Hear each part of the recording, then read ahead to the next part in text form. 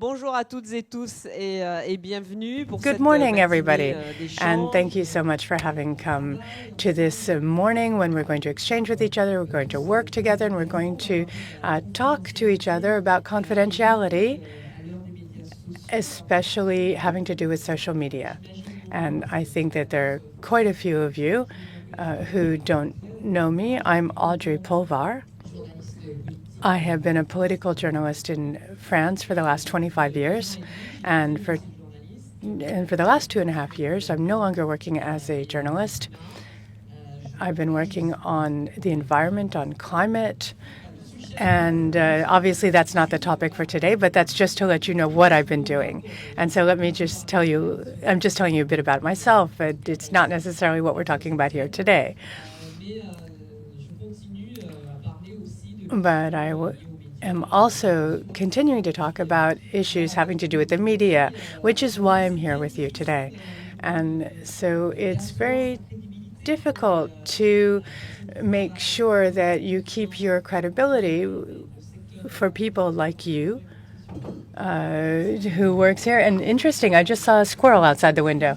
That was kind of cute. But anyway, it's a bit difficult for us and for you who work in communication professions to be shown in the media. And obviously, this has always happened.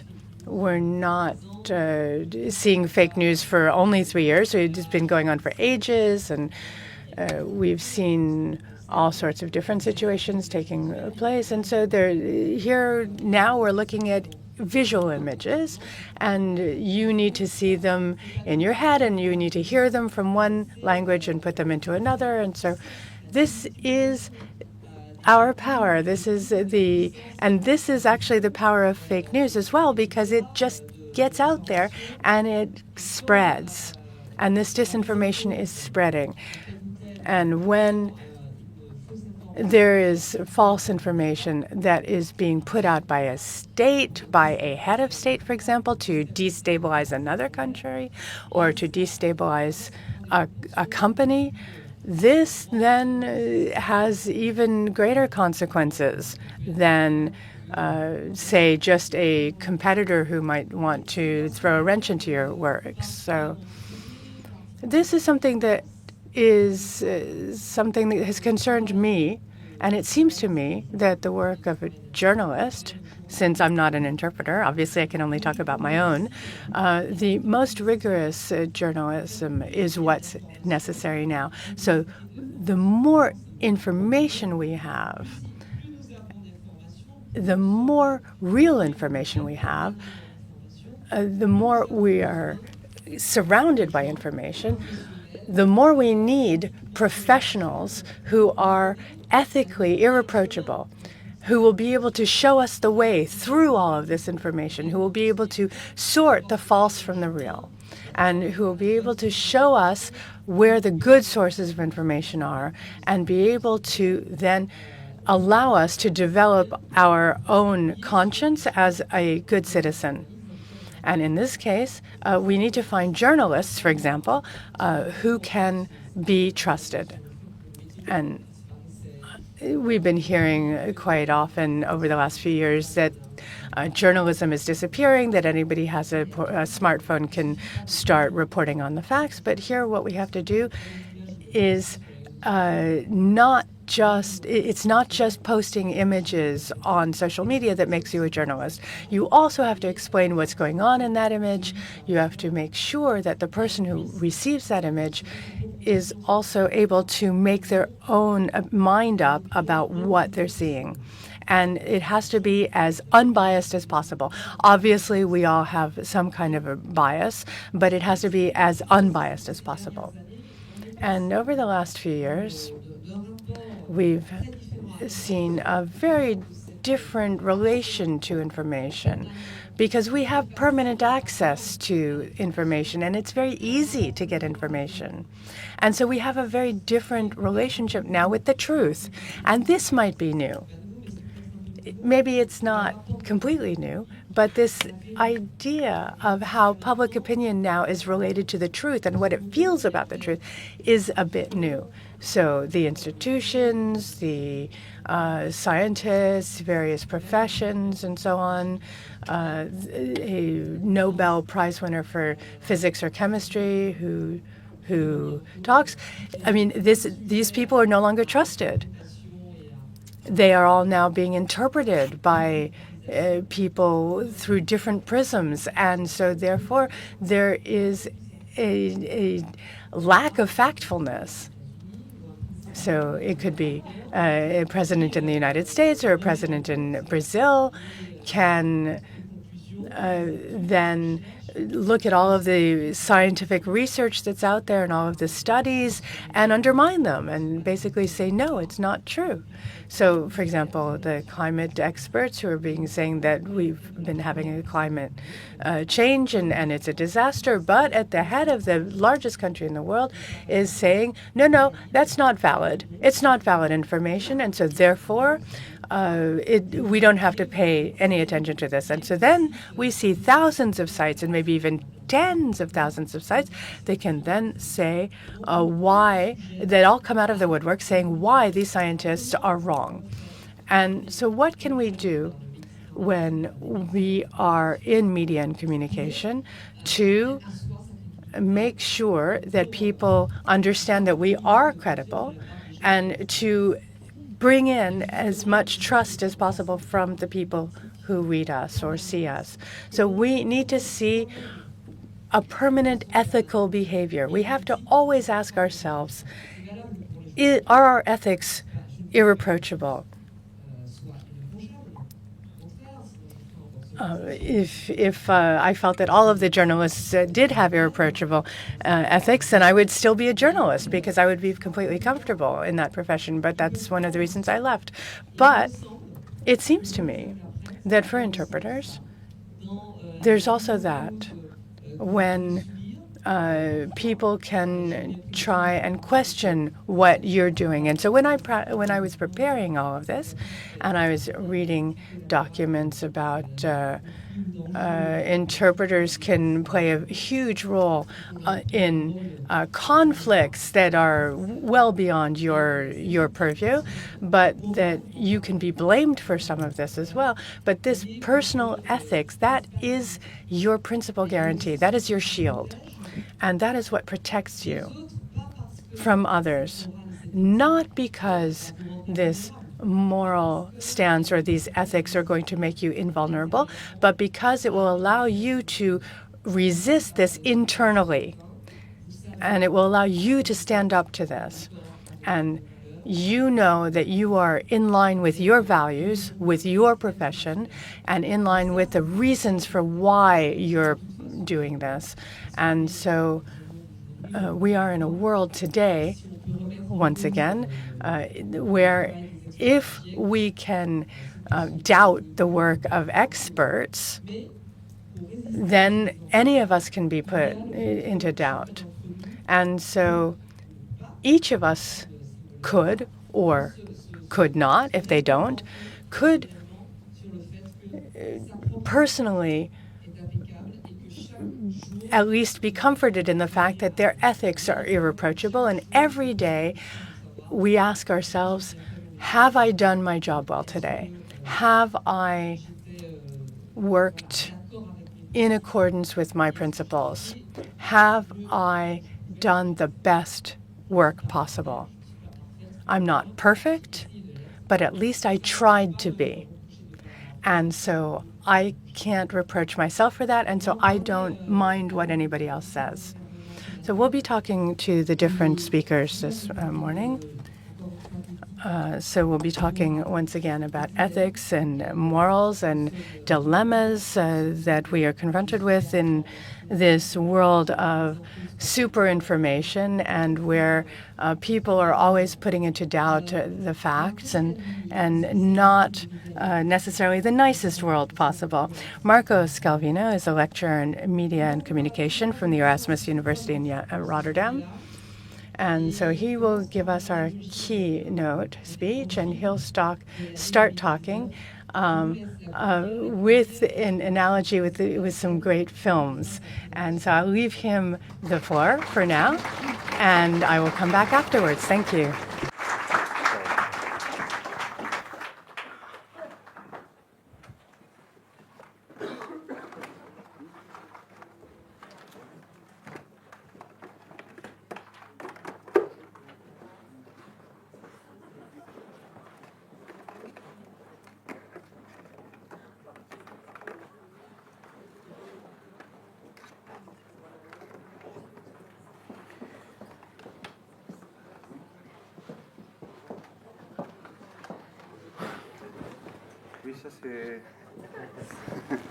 Il tuo computer quello?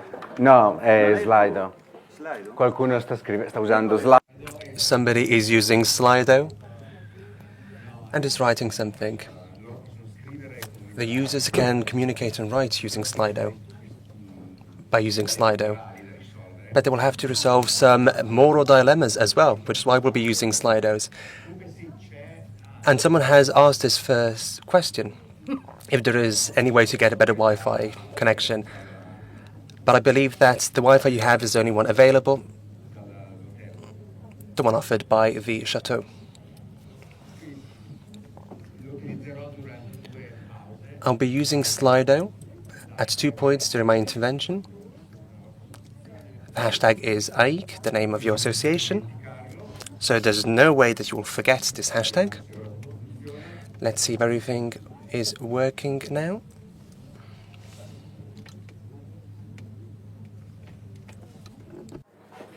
Questo funziona? Sì, la traduzione. Is it working? Can you hear the interpreters?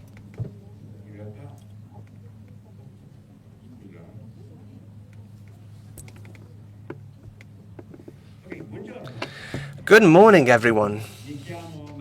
My name is Marco Scalviri. I'm a lecturer at the Erasmus University in Rotterdam. I focus on ethics and communication, but before falling heads over heels in this discipline, I worked in international organizations for many years. In Kosovo for the UN and then in Palestine, and then ultimately during the big recession at the G8 and G20. Therefore, I can tell you that I know exactly how important interpreters are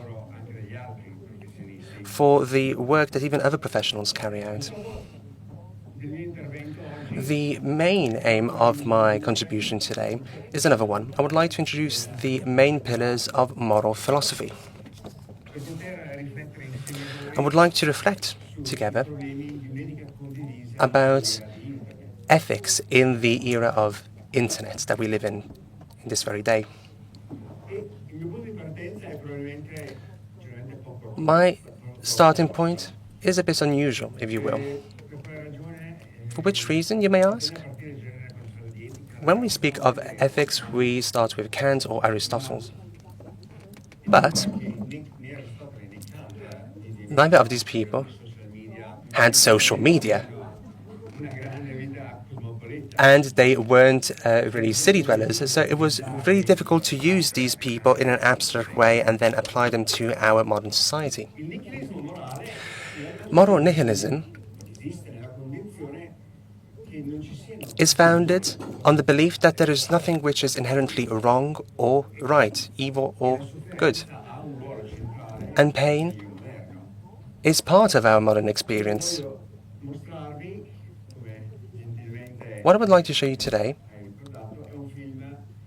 as has already been mentioned, is a film which I hope will win the Oscar. I'm sure you know which film I'm talking of. Let me just see if this transition is as smooth as I want to. It's all hampered by the Wi-Fi in the room, of course. I had loaded it before, but it seems that it was for naught. I'm not even sure if the speakers work, by the way. No, unfortunately, there's no sound.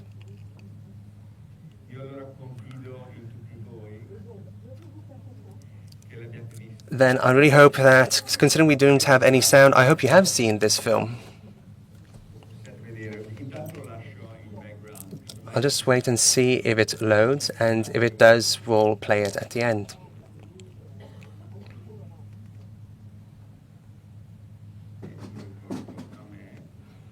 So let's just leave it there for a while.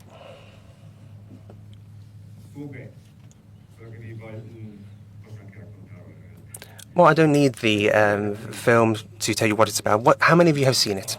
So, oh, okay. So even if you haven't seen it, you've heard of this film, because it was such a controversial film when it comes to violence and the reflection on society itself.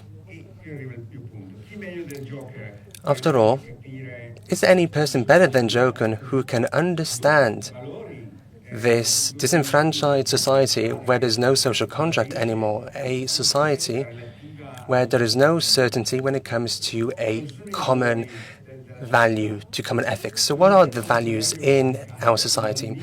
An African proverb says that the child who's not embraced by the village will burn it down to feel its warmth. And so Arthur Fleck, i.e. the Joker, is exactly that child. This person is not an evil person. We can't say that with any certainty from the start. His nihilism comes from this emotional abuse. He is not someone who just rejects the pillars of society. He is a nihilist because society has rejected him. And in this case, we can compare his situation with our relation within society. Every time that we reflect on ethics, we have to understand the context and the background that we live in.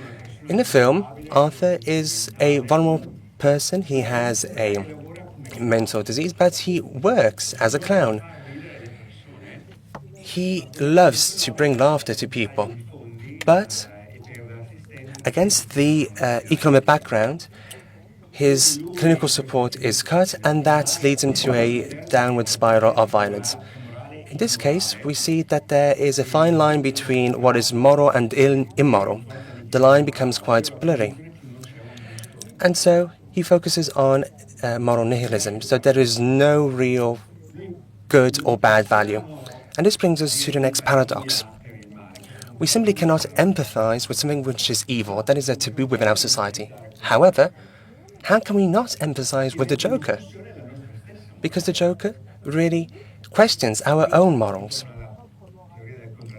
And this is why I would like to focus once again on the social contract. The social contract focuses on the fact that morality should protect us and allow us to live together. This all goes back to the study of politics. But even its role in society is really important.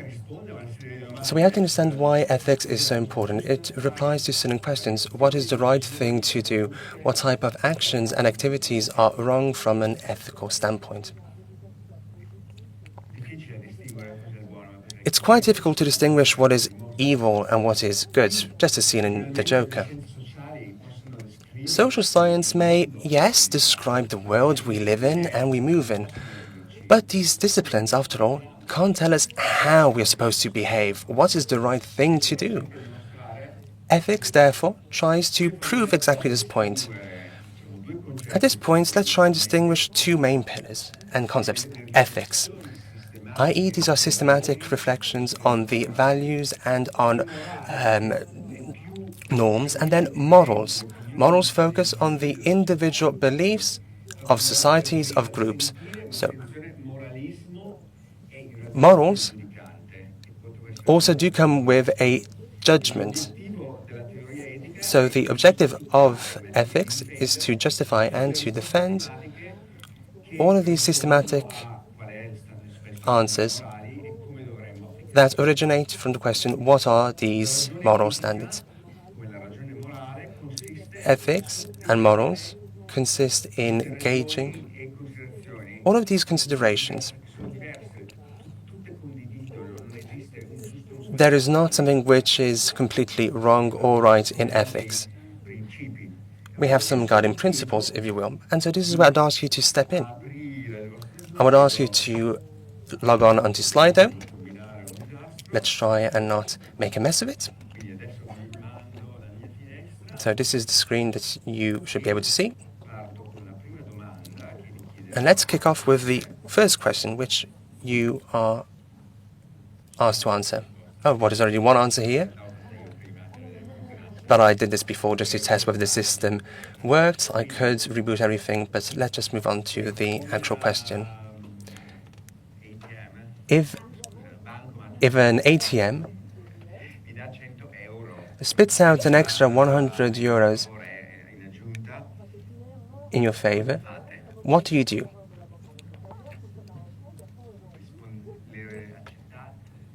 Do you keep that 100 euro? Do you give it back to the bank?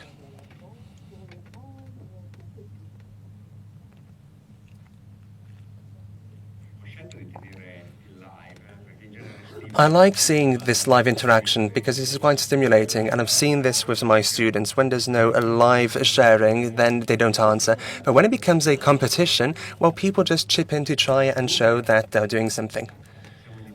As you can see, we have at least 37 people who tell us that they would keep it, and others who say that they wouldn't keep it. So let's move on to the next question. We can see that in this case, yes is winning.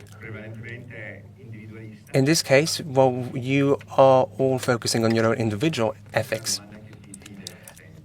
Well, this here is the polarizing question. Let me be frank. It's really interesting to see how my students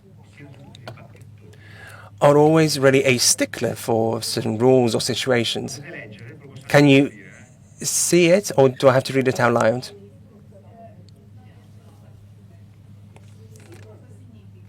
What does yes mean?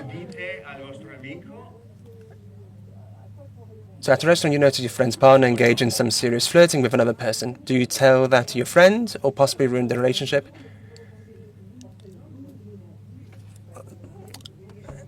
Well, I'm really not sure what to do. How do we interpret this question?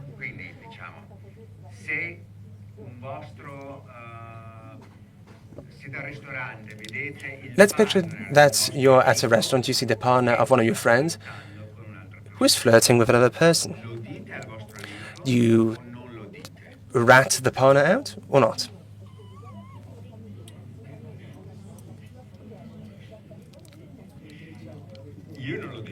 I wouldn't tell my friend. Well, with no qualification. You don't say if this is the first time you see the partner flirting with someone else. No, I completely agree with what you said. And this is why it's so difficult at times to know what is right or wrong. Now, these are extremely simple cases, but as you can see, most people wouldn't rat out their partners, and most people of our age would respond no, while Generation Z always replies with yes. So it's only people who are safe in the conviction of their own morals reply this way. But they say that friendship comes before everything else. But then I say, hold on, yes, but don't you think that you are somehow ruining the relationship because you're creating panic by giving that sort of information? They say, no, we would tell our friends. Let's move on to the third question now.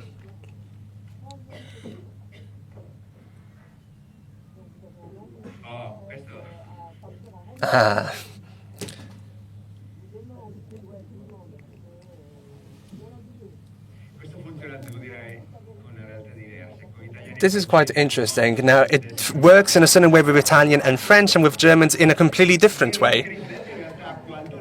Which, of course, this speaks volumes about ethics and how ethics is connected to culture. After all, we're in France, so you can see the answer is quite self-evident.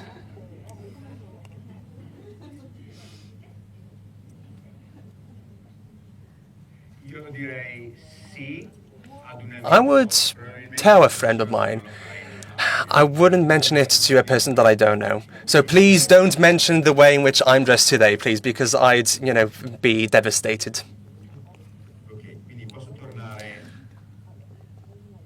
So let's go back.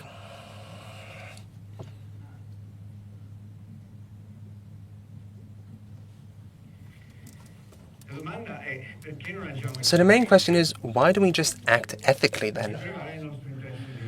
Because our personal interests take center stage, regardless of the type of way in which we work. That's why we have Gotham City in Joker and the Leviathan in Holmes. We need something which gives us a reason, i.e. the social contract. When you are sick, then you have to be able to trust the people who give you a medicine. Let's take one practical example. When I got into a cab, I needed to be certain that the person would take me from A to B, i.e. here. Therefore, society needs these certainties. As mentioned before, ethics is a moral philosophy that tries to face what is good and bad and make this distinction. What is our duty, but what does it mean to act in a good or bad way? But before implementing these theories, we have to focus on four main pillars. We need social stability. We need to create an ethical system to create relations among one another. We need a society that gives us this stability to interact with one another. We need a moral hierarchy. We need moral values. And these are based on sharing those values within a society. And here I would like to focus on this word, sharing. Nobody believes that they have an ethics which is tantamount to religion. Then we need to promote moral progress. Within any society or organization needs this aspect.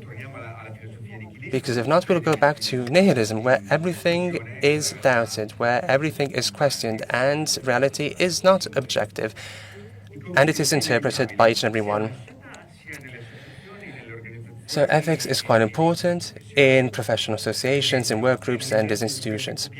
For example, let's take one other practical example. If a student cheats during an exam,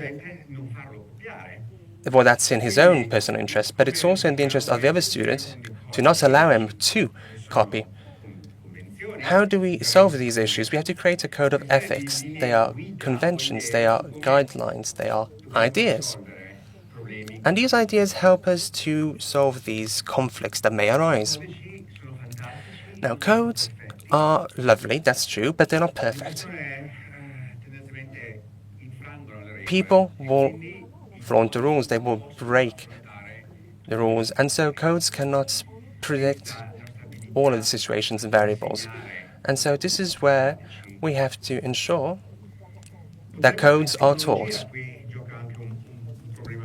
Technology is also an important issue, because these codes should be updated to reflect the changing times. So one of the highest priorities, one of the most important priorities. In other words, ethics teaches us to use specific principles, and these principles allow us to establish what type of priorities we should look up to.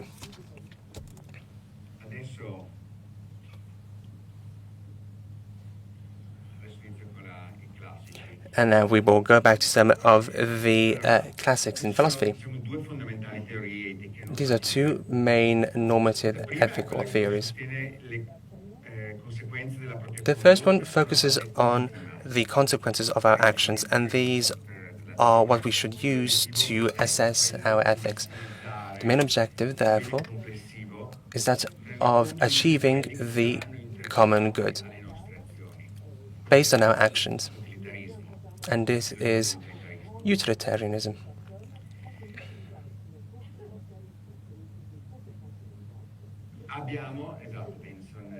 Benson and Emile, exactly. And then we move on to deontology. And finally, Kant and his categoric imperatives take center stage. In this case, the action itself is good or bad based on a set of rules.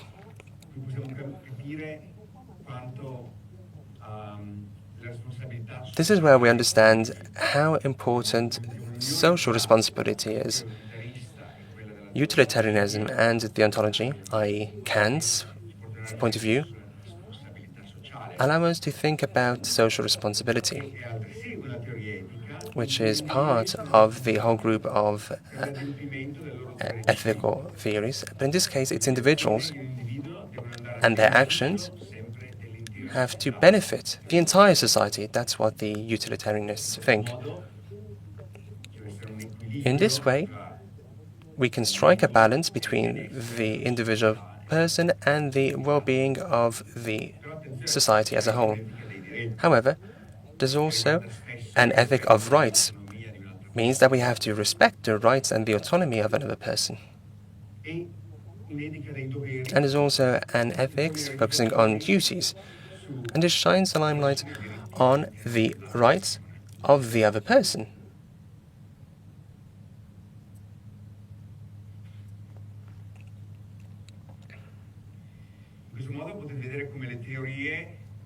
As you can see, ethical theories can overlap. And so when we start talking about professional ethics, we can't simply limit it to what is good or bad. We have to try and juggle these ethical theories and apply them to specific situations.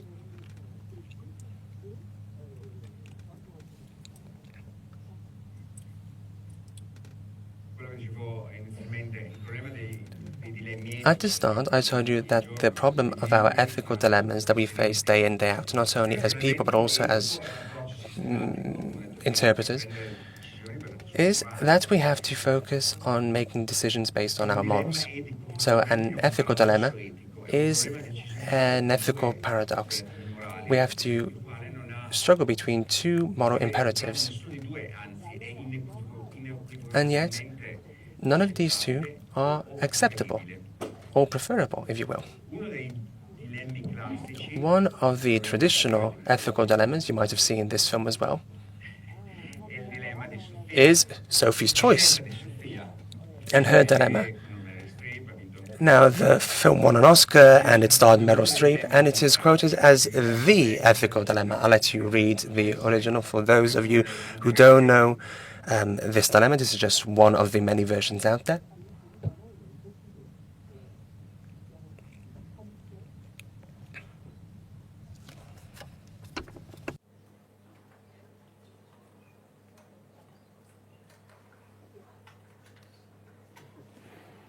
Non provo neanche lo slide perché è...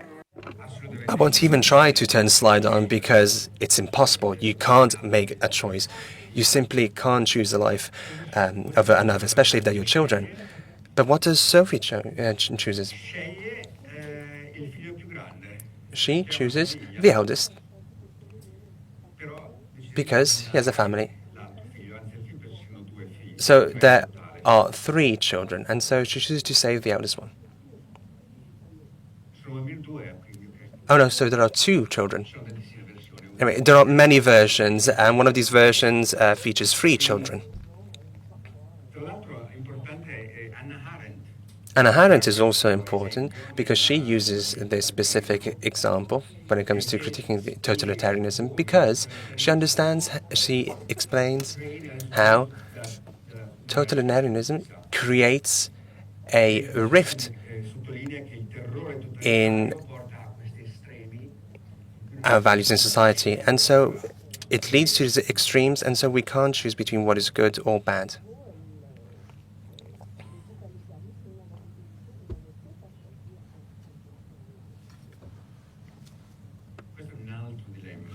This is another dilemma, which is far more complex. As you can see, we are struggling between 2 values, life and possession, which is a Western value. So we have intellectual property, if you will, and choosing to save a life.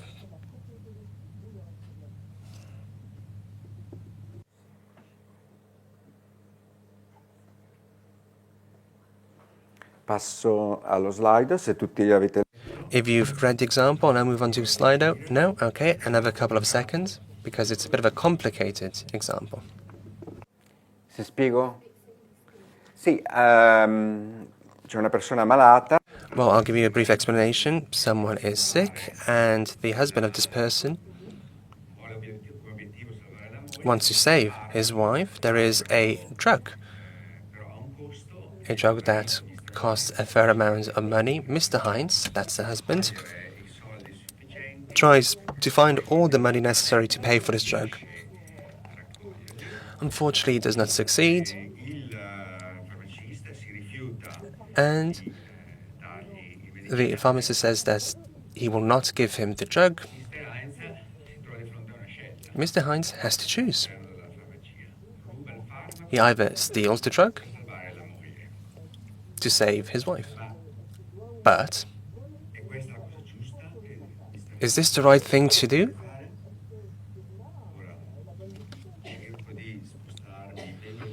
I will try to transition now very quickly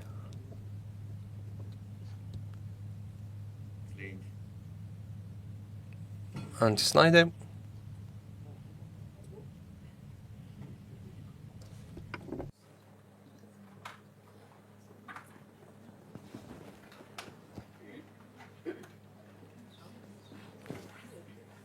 Allora, qua dovrei aprire la finestra.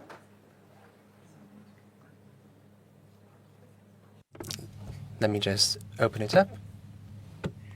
Fondamentalmente vi spiego, visto che mi richiamano all'ordine per mancanza di tempo. Now, I don't have a lot of time, so I'll just explain this very briefly. Tra l'altro vedo che non si vedono tutte, non riuscite... ma voi potete scrollare. I think that from your devices you can actually scroll down, so you can actually see all of the options. So, you know what? You can read all of them and then we'll choose.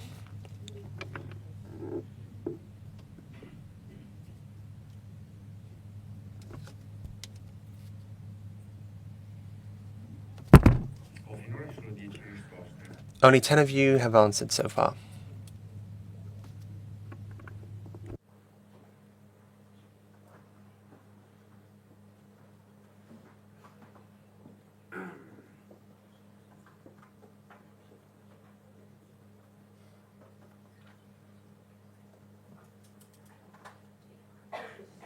Siamo a 30. Now 30 of you have answered. Ora vi svelo i risultati. Now let's take a look at the results. E la prima, diciamo, la più popolare è... The winner is Deve rubare. Mr. Heinz has to steal the drug Ogni vita umana because saving a human life più alto is a higher principle di proprietà. than possession. La seconda The second most voted one deve rubare says that medicinale Heinz per la moglie, should steal the medicine, ma deve anche subire la punizione per il but crimine. should also be punished for his crime, Anche il farmacista. as well as paying the Qui vi faccio un po' eccezione perché pharmacist for what he has stolen. Heinz And then the last one, Heinz rubare medicinale should not steal the medicine che altri potrebbero avere bisogno. because other people might need exactly that drug. Le vite sono uguali. And so each life is the same. Generalmente non è popolare come I know that this is not a answer which is very popular among participants. ritornare ora. Ora, può una etica personale, come in questo caso diventa Therefore, un'etica can personal professionale? ethics become professional ethics?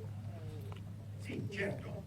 Ma Well, per yes, of risolvere course. I dubbi dobbiamo seguire i But principi we have to follow the principles that we have established in ethical theories to solve our doubts. So we have to look at the effects of our actions.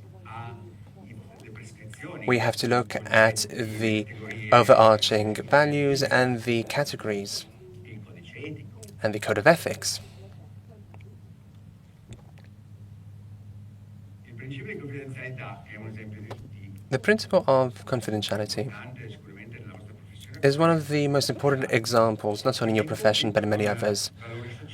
But there is a conflict when it comes to social values. Let's just think about a journalist.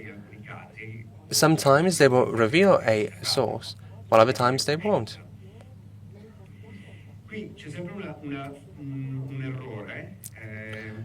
There's always an error when we think about this.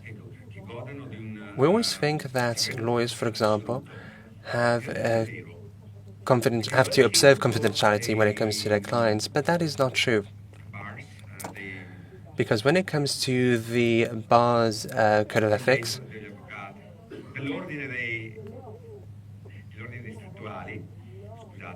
socially different districts, and the Supreme Court said that this is not true. When we speak of client confidentiality, confidentiality is something which is reserved to the client and not to the actual lawyer. And so this is a very common mistake that most people make. And then, of course, we have to tackle the problem brought by social media.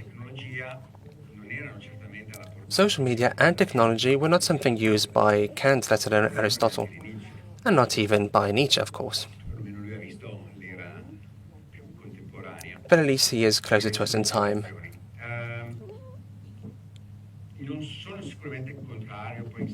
Now, we will talk about this later on during the roundtable, but I do believe that there is a conflict here. Should the interpreter focus on expressing himself online rather than following ethical responsibilities such as their integrity or confidentiality? Therefore, some of the examples were blacked out, and so I have made them anonymous, and so you really can't identify these posts. But if someone is offended, I really try to do my best, but nobody in this room should be involved. This is an interpreter who thinks that online content is temporary. They will not be available for always, and this is one of the main problems. So when expressing their own political point of view during their job, in this case we can see that they support the Labour Party.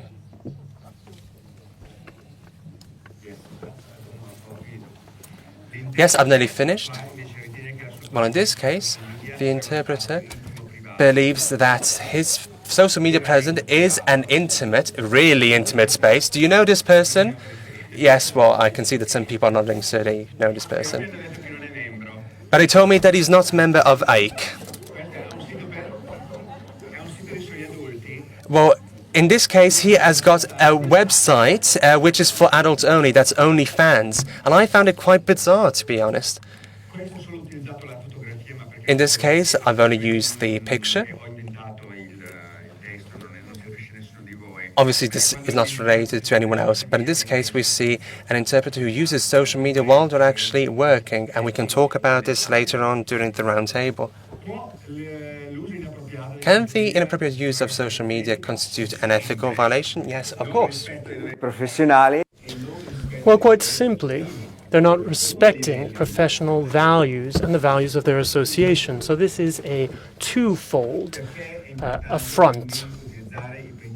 So why is it important to apply such principles? Well, quite simply, they give us a framework where all professionals can make decisions and ensure that these decisions are the right decisions. And this really brings me to the end of my presentation. I'll wrap up in just a second. The problem is that for all professionals, and especially for interpreters, how can you expect ethical principles to be applied when there are high levels of stress, deadlines, you're working, you're pressed for time? Is it simply teaching ethics, teaching moral reasoning? Will that leave you resting assured? This knowledge can help to prepare professionals so that they can understand ethical reasoning, that they can be more certain in their ethical choices. What's important to recall is that this is the real moral imperative.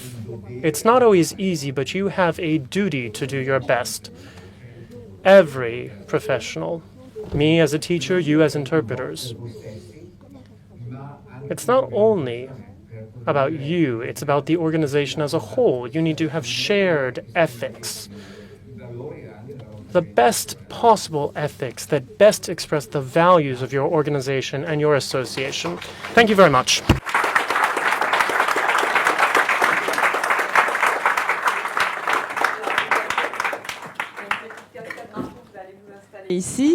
All right, so we'll just take a second to set up the round table. I'll just put the screen up, give Marco a second to take his seat. Et nous allons pouvoir... And this will give us a chance to just continue with our roundtable. I'd like to thank Marco Scalvini for this presentation. Tout à fait. Je vais demander maintenant à... And I'll now ask Juliana Mikhailova to step up to the top table, as well as Florence Agostino Ecceto. Thank you very much for joining us. And Uroš Petic, President of AIIC. So thank you to all of you. Thank you all for stepping up and taking your seats. Juliana, do we need Shushataj interpretation? No, she's hearing it all in her headset. Great. So we'll start with you, Juliana Mikhailova. Over the last 25 or 30 years, you focused on research and training, providing guidance on thorny protocol-related issues. You head up the Center for International Protocol at the Presidential Academy of National Economy and Public Administration, the RANEPA. So, Ms. Mikhailova, I have a question for you.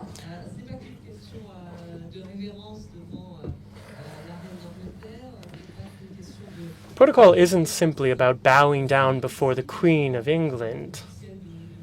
When there's a high-level meeting, protocol can also be a political tool. Right? Over to you. I'll give you a microphone so we can hear you. Меня слышно? Can you hear me? Thank you very much. It's very strange being here, speaking in front of a large number of interpreters. Usually at the events that I'm participating in, or that I organize, it's usually only 1 or 3% of the people who are interpreters, and everybody else is the audience listening to them. So here it's very strange to listen to the interpreters and answer your questions. And so this is a very interesting situation for me. My name is Gilana, and if you have any questions after our roundtable, I'll be very happy to talk to you, because I think that it's important to understand that the role of interpreters is a very active and a friendly one. It's something that needs to work together with us, and we have to understand that you are interpreting both directly and indirectly what our client is saying. But can I stand? Because I'm not very good at talking sitting down, and I have a lot I want to say. And I'd like to obviously answer the questions that have been asked already. I don't think I'll talk a lot about ethics, because I think we all have the same ethics together. It's confidentiality, and it's full confidentiality about what we're doing. I feel that the main goal for protocol people, that people who organize the protocol at official events, is to show respect, because respect is what is at the foundation of all of our relations between people. It's where the ethics and the philosophy and behind all of our official events. And so there may be new technology, there may be whatever, but really what we're looking at is the relations between people that we are going to support or that may end up getting undermined. It may be that people divorce. There are countries that don't have friendly relations. But at the same time, I think that those people who are working in interpretation or in politics have to be outside of politics, because today we have to work with one person and tomorrow we work with somebody else who has a different idea. And in my, from my point of view, as you know, protocol officers work together with their directors. So I am extremely comfortable working with whoever I have to work with. But the main, and I don't think about the main principles of each of those people. I think of the work.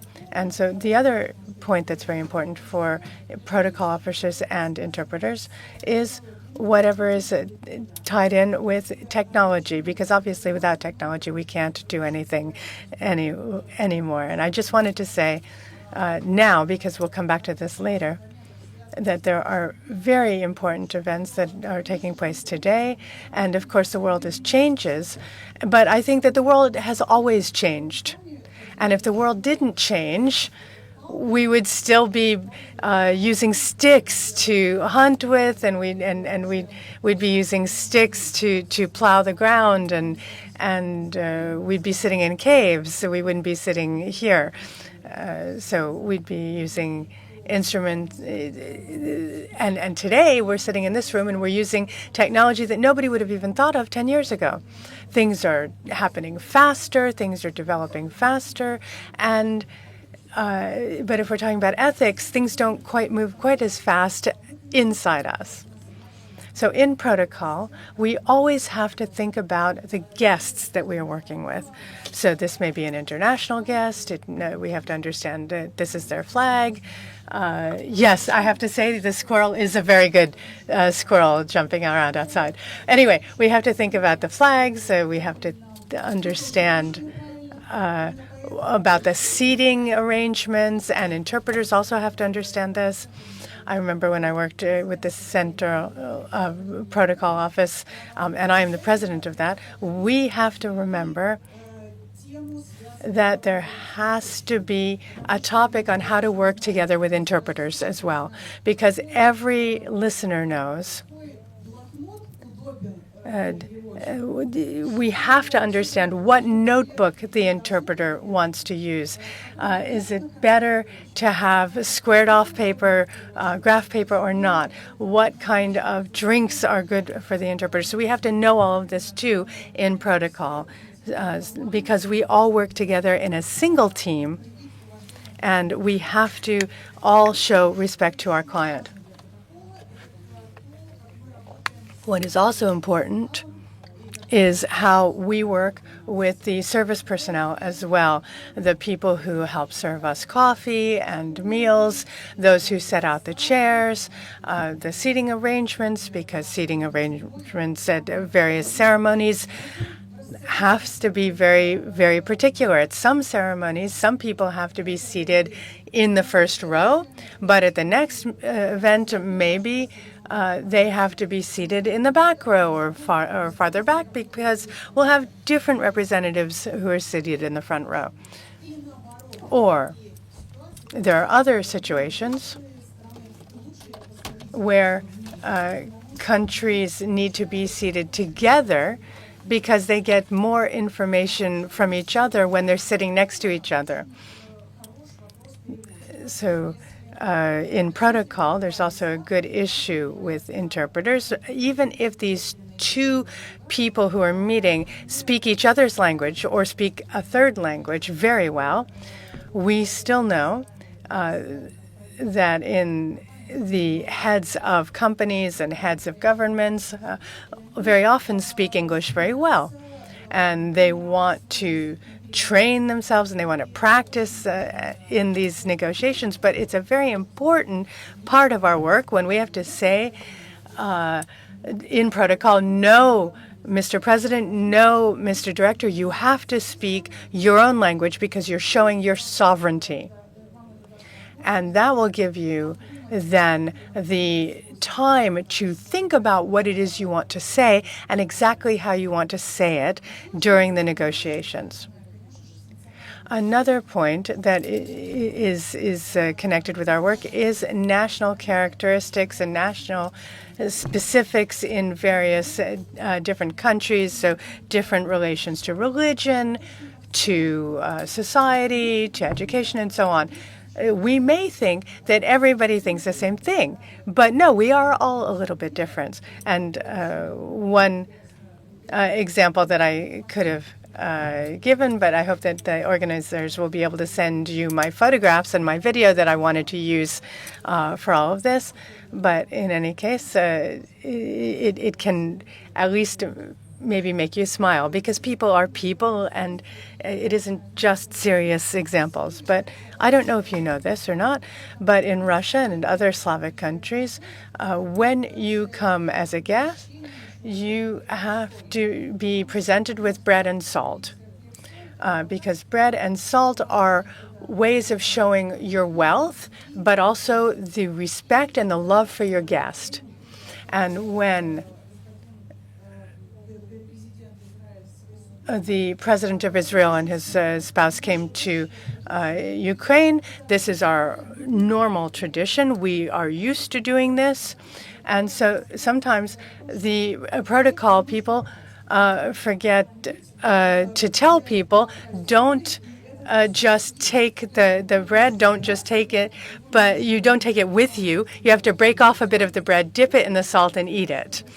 And this president who wasn't told what to do then and didn't know what to do because my colleagues forgot to let him know what you need to do, he basically, normal people come to Russia and they don't know what this is because they don't know what our usual habits are. And he came to Kiev and he did break off some bread and did everything right. And he gave some to his wife, a piece of bread. And I don't know, maybe she was on a diet or something. But she took the bread from him and she threw it on the floor, which was not the best thing to have happened because it made the Ukrainians and the Russians feel that they were being disrespected in a certain way by this spouse. So these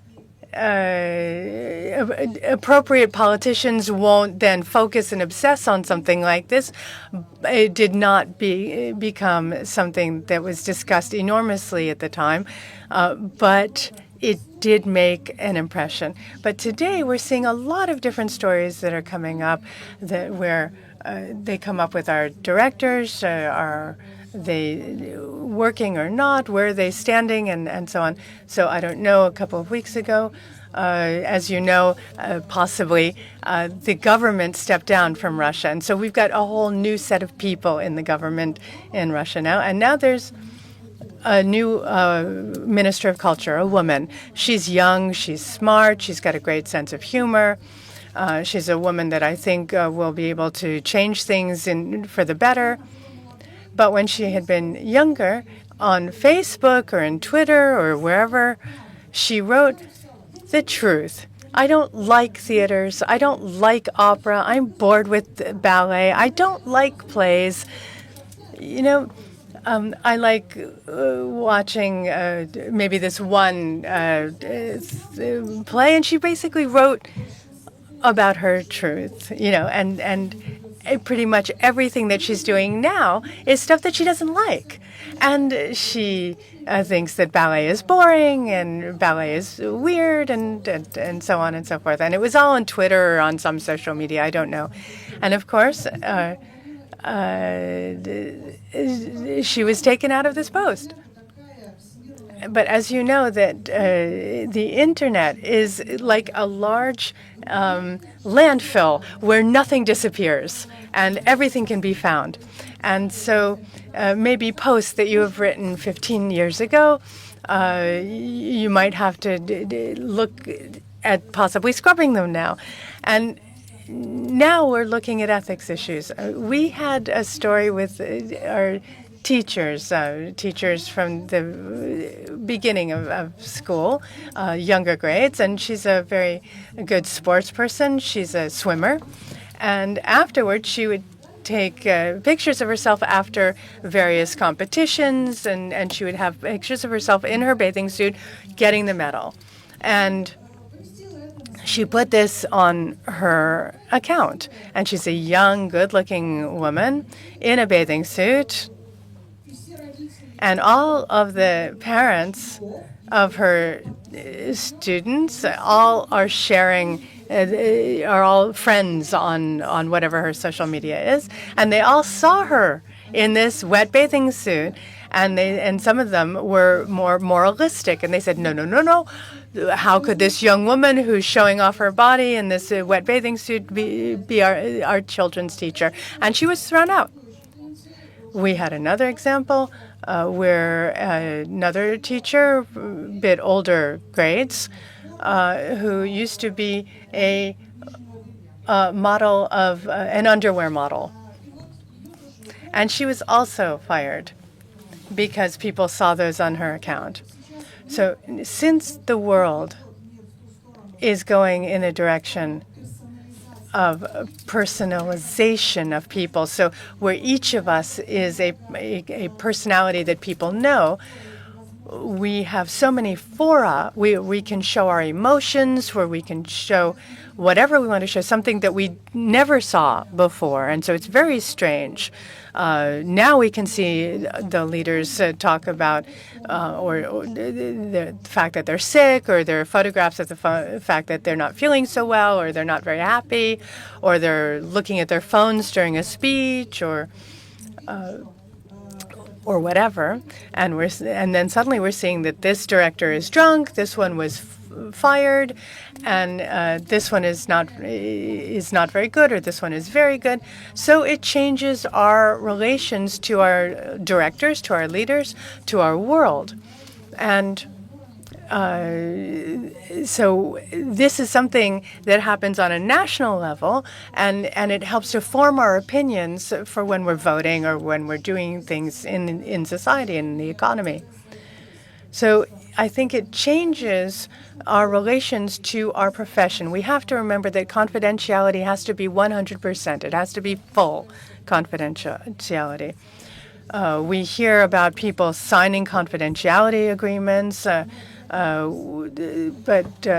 we don't know if everybody will sign them, for example. But our work means that we have to be more and more strict and more clear about the fact that people with mobile phones are walking around everywhere, but they shouldn't be seeing the kitchen where all of the policy is being dealt with and where it's all being worked out.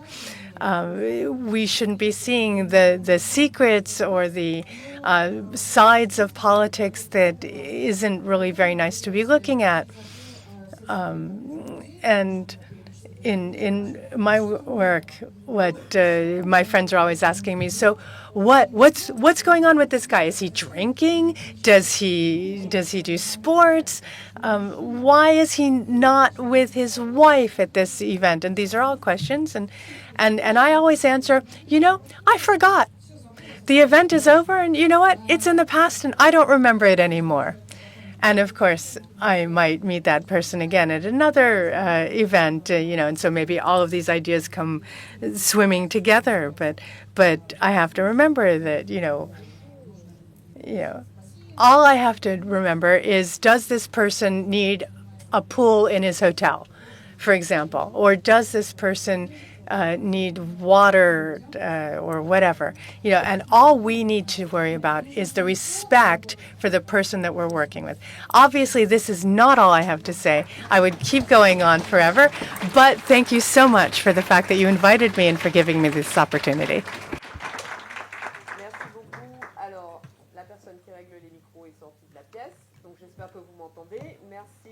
There's a microphone issue for the speaker. Now we can hear.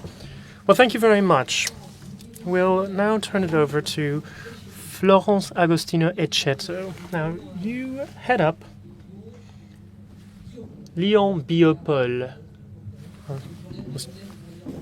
Just struggling to read what I had in my own notes. I have to take my glasses off to read. And anyways, I need 4 hands to juggle all of this. So, Florence, you head up Lyon Biopole. It focuses on competitiveness and pharmaceutical research. In that field, ethics, which is what we're discussing this morning, and morals, professional secrecy, or trade secrets are essential. So what are your thoughts on what we've been discussing this morning? Had you been thinking about this? And I'd like to ask you to just hold the mic close to your mouth. Well, thank you very much for this question and for inviting me to join you for this debate this morning. I'm really lucky to run a competitiveness hub, a cluster. It's a very French approach. There are clusters all across the world, of course, but our cluster is one which aims to bring together various stakeholders. Now, they might not know each other, but they talk about a specific topic.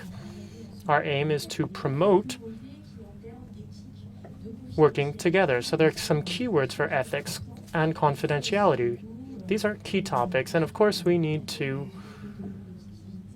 think about what's behind the idea of this cluster of competitiveness. I think in France there's an idea that progress means to promote development, both economic development, social development, and individual matters. So I think this is fully in line with what you were discussing, bringing to mind various both practical, ethical, and confidentiality-related questions. Now, as you said, Lyon Biopole works on health and healthcare. This brings up a wide range of ethical questions when it comes to daily care for patients, of course, and the entire value chain in the healthcare sphere. Both those working day in and day out with patients and huge pharmaceutical companies or companies producing medical devices. Their decisions have ethical implications. And it's about striking a balance between developing their industries and providing responses to unmet public health needs. That's why I'm truly delighted to be with you here this morning. I'd like to share a few modest thoughts with you, telling you a little bit about how you run a competitiveness cluster.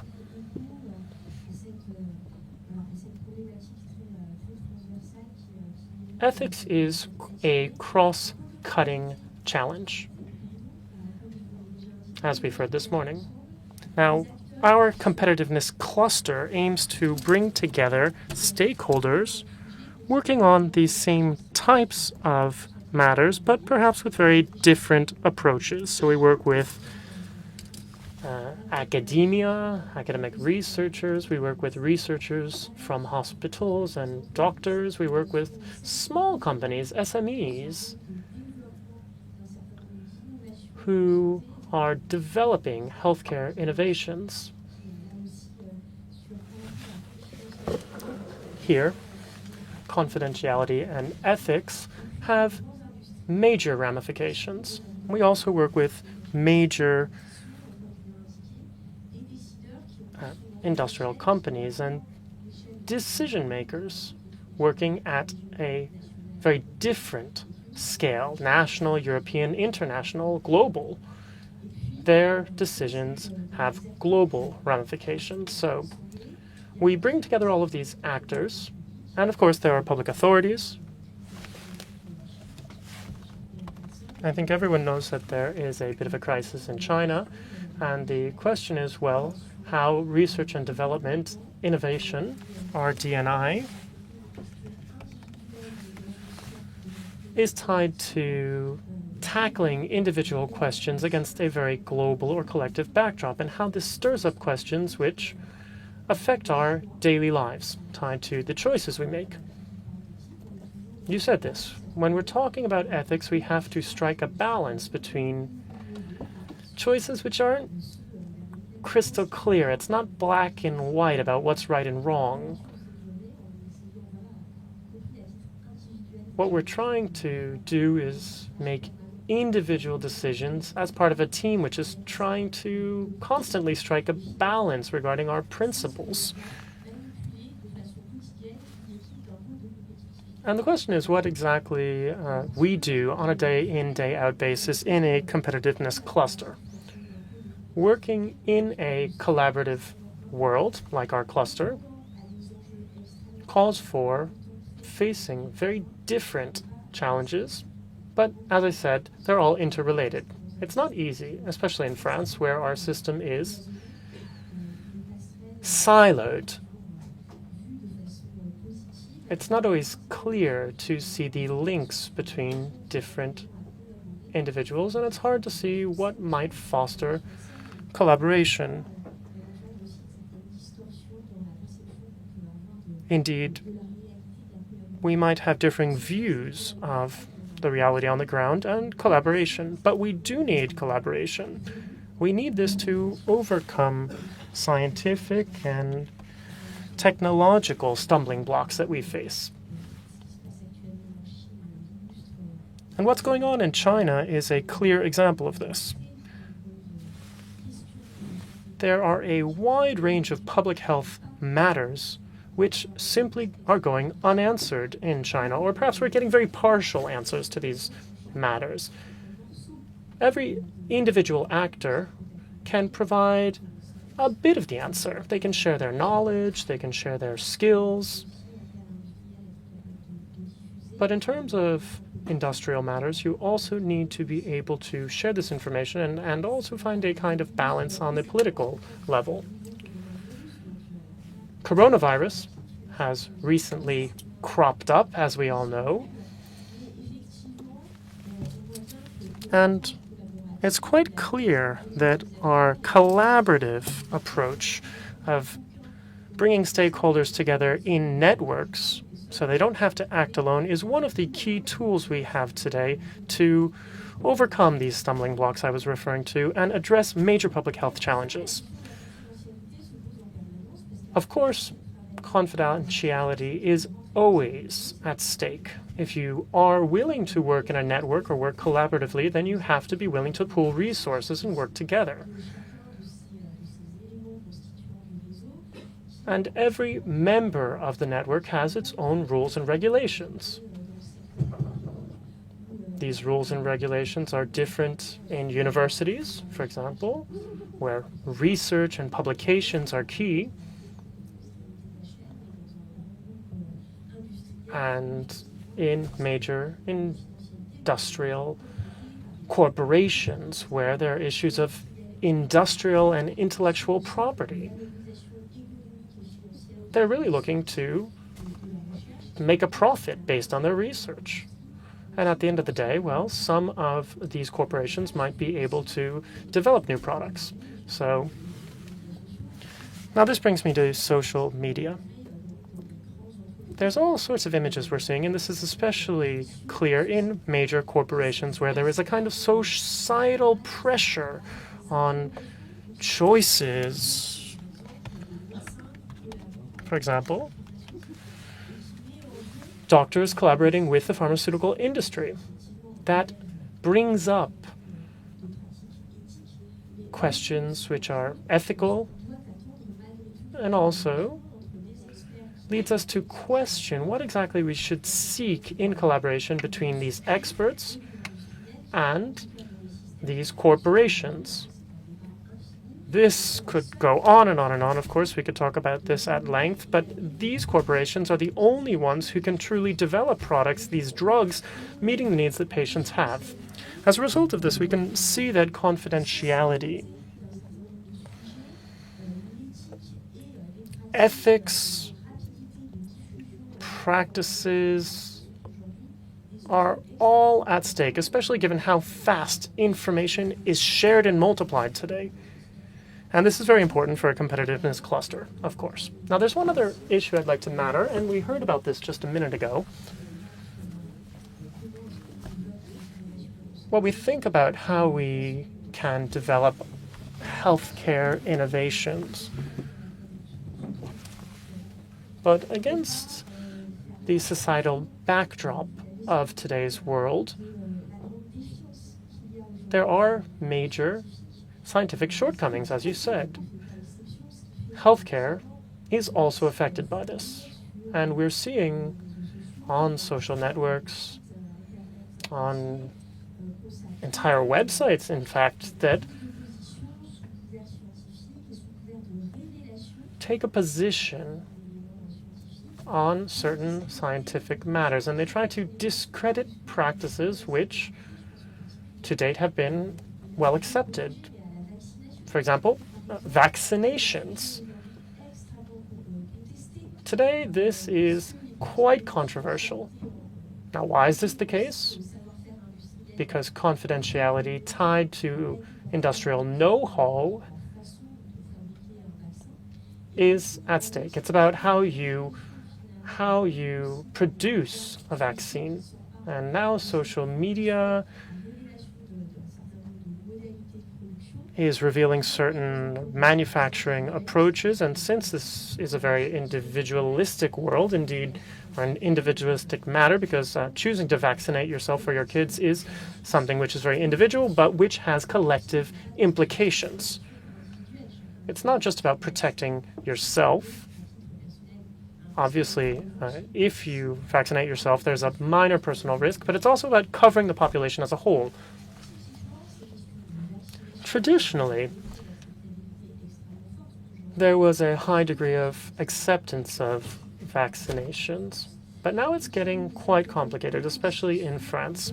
And this leads us to consider, well, what the right choices are, what the best strategies are for us, for our members. We're an NGO, but we have to think about how we can work together and pull in these points of view. Of course, there's a link between what we do, which should give rise to innovations in services for patients, and these issues which have a truly important impact on our work. Well, thank you very much. Uros Peters, how do you just a round of applause for Florence, of course.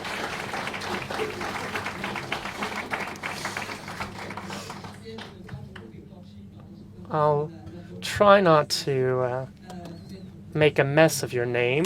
You're the president of AIIC, and for AIIC, professional secrecy, ethics, discretion, and really invisibility are key.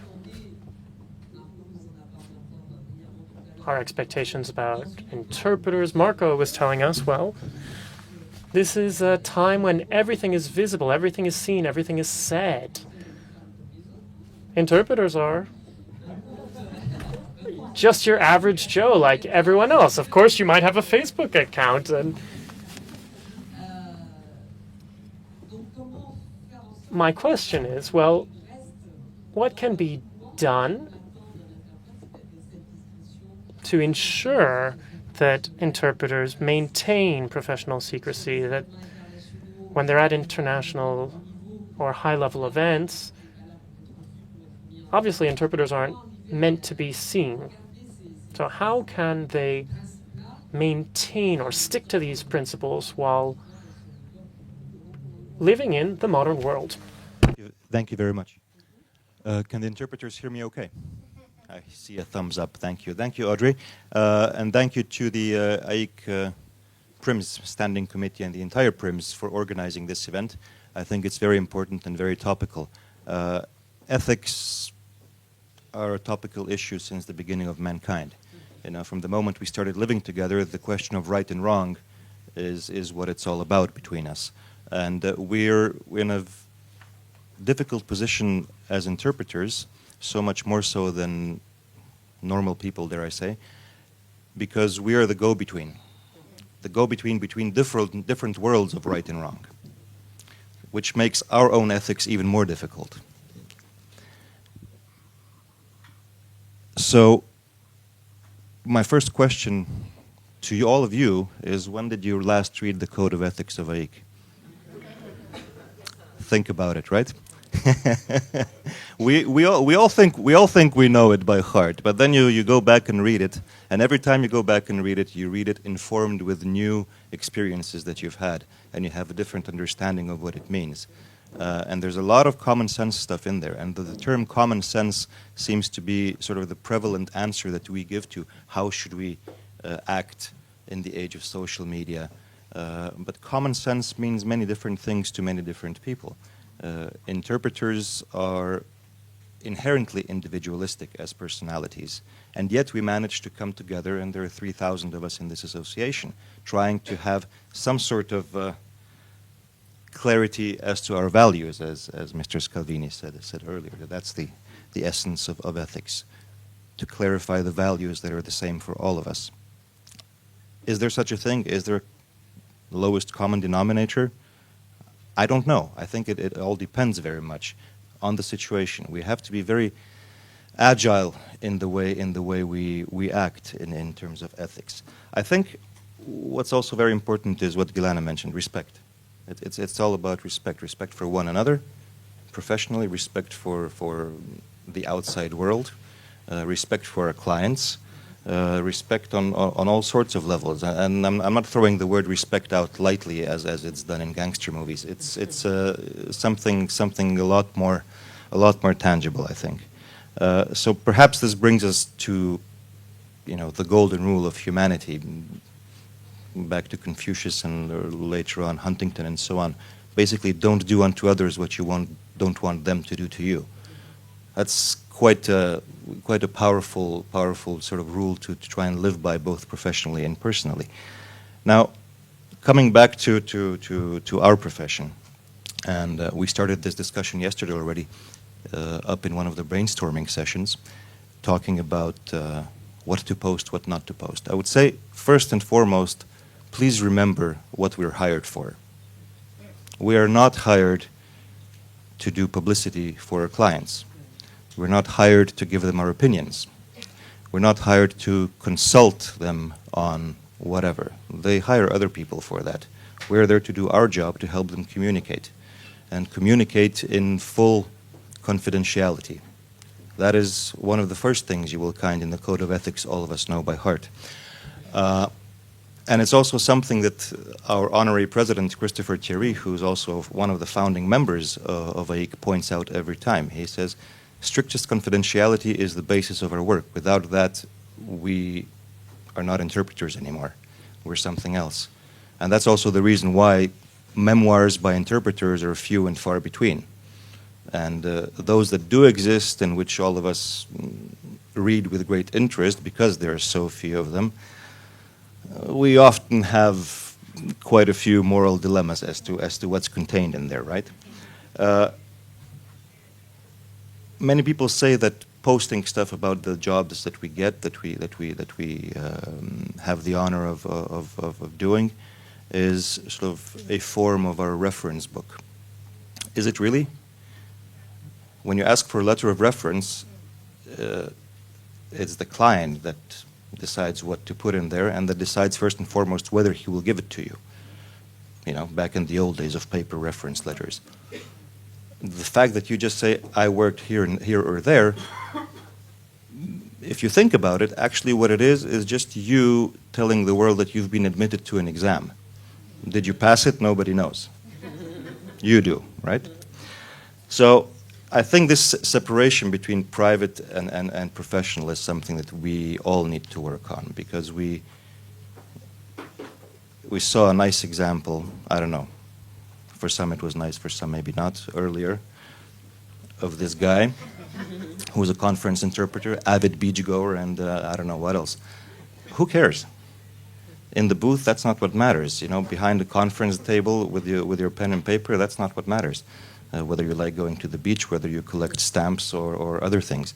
It's the job you do and how you do it. Which is maybe also one of the debates around should we have our photos in the interpreter's directory. Also boils down to that. Are our clients going to start hiring us by looks, or in terms of what we know how to do. And all this, as you said, in today's age of everything visual, everything momentary, everything instant, is very difficult not to fall into the temptation of saying, okay, yeah, let's go, let's do it. I have something to show. So coming back to what you mentioned earlier, the pressures on interpreters that we're seeing. I think we need to just come back to basics and again ask ourselves, what are we there for, right?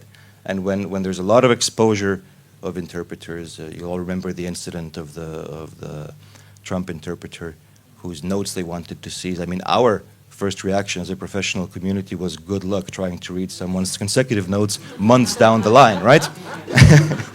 because some people tend to believe that what we do is take verbatim notes, which is certainly not the case. One thing I do, and this prevents any problem whatsoever, is at the end of such a meeting, hand them over to the chef de cabinet of the head of state or whoever it is. Game over. You have zero responsibility with it. They can't read it anyway. They'll throw it away, and it's done. So there's very simple things of resolving these problems if you think about it. But I'll let you carry on with your questions. I don't want to take up everyone's time too much. Thank you. Merci beaucoup. Thank you very much. Merci à tous les quatre. Thank you to all four of you. I think we'll have a 10-minute break, and then we'll be here once again with our panelists to continue our discussion, maybe a bit more shared discussion among themselves, and maybe take some of a few of yours. 10-minute break. Thank you.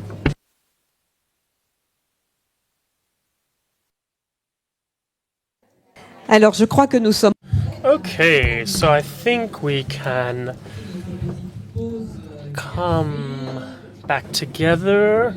My dear friends, we had a nice little coffee break. Managed to dash into the restroom. I think we're all ready to pick up with our panel, our round table to talk about ethics, morals, publishing things on social networks, confidentiality. It'll be a bit more interactive, and it'll also be an opportunity to take some questions from those in the room. So I'd like to start with you, Gilana. When we talk about protocol, and of course if other panelists would like to chip in, please just let me know and you can pipe up. So when we talk about protocol, well, a moment ago you demonstrated that it can be very important. My question for you is, do we all need training? Do interpreters need training in protocol-related issues?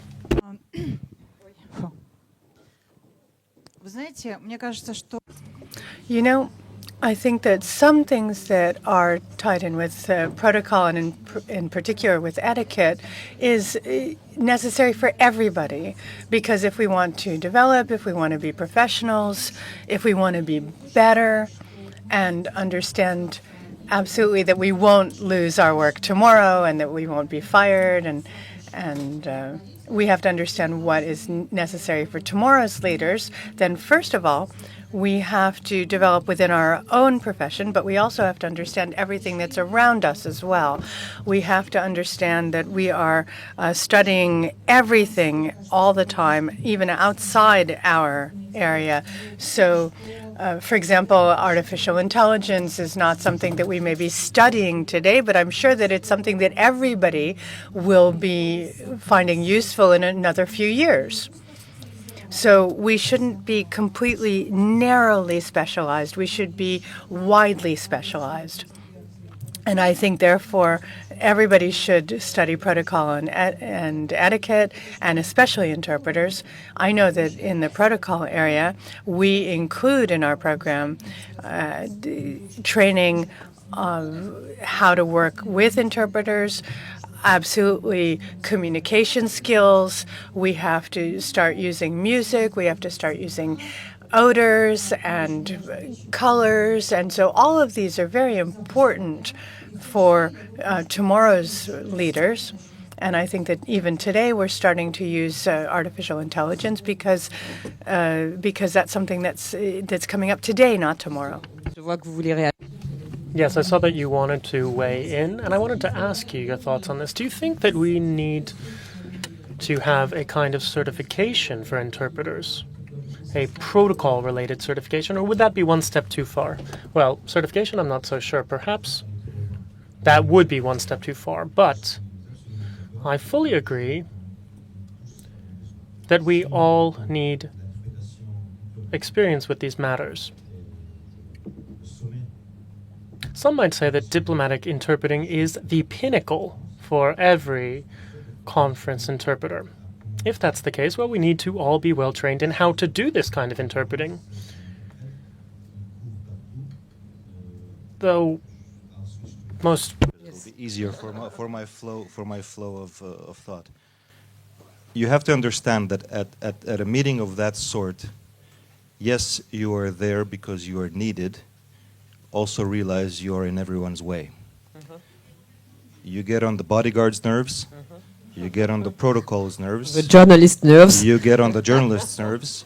You get on the photographer's nerves. You get on the people responsible for the motorcade's nerves because they have to put you somewhere.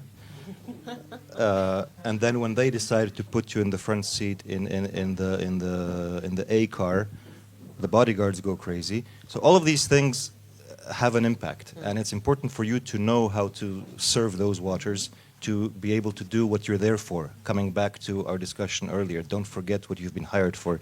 You're there to help communicate.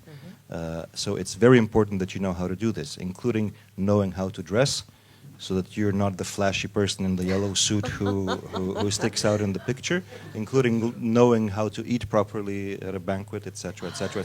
It's all sounds very funny and very sort of, yeah, of course. Important. But when you're in a situation and you see, oh, wait a minute, this is the first time I'm in a situation like this, you realize how very necessary it is to go through things like that. And like I said, the people who use us at that level are trained at how to work with us, and we have to be trained at how to work with them, definitely. Marco, je reviens.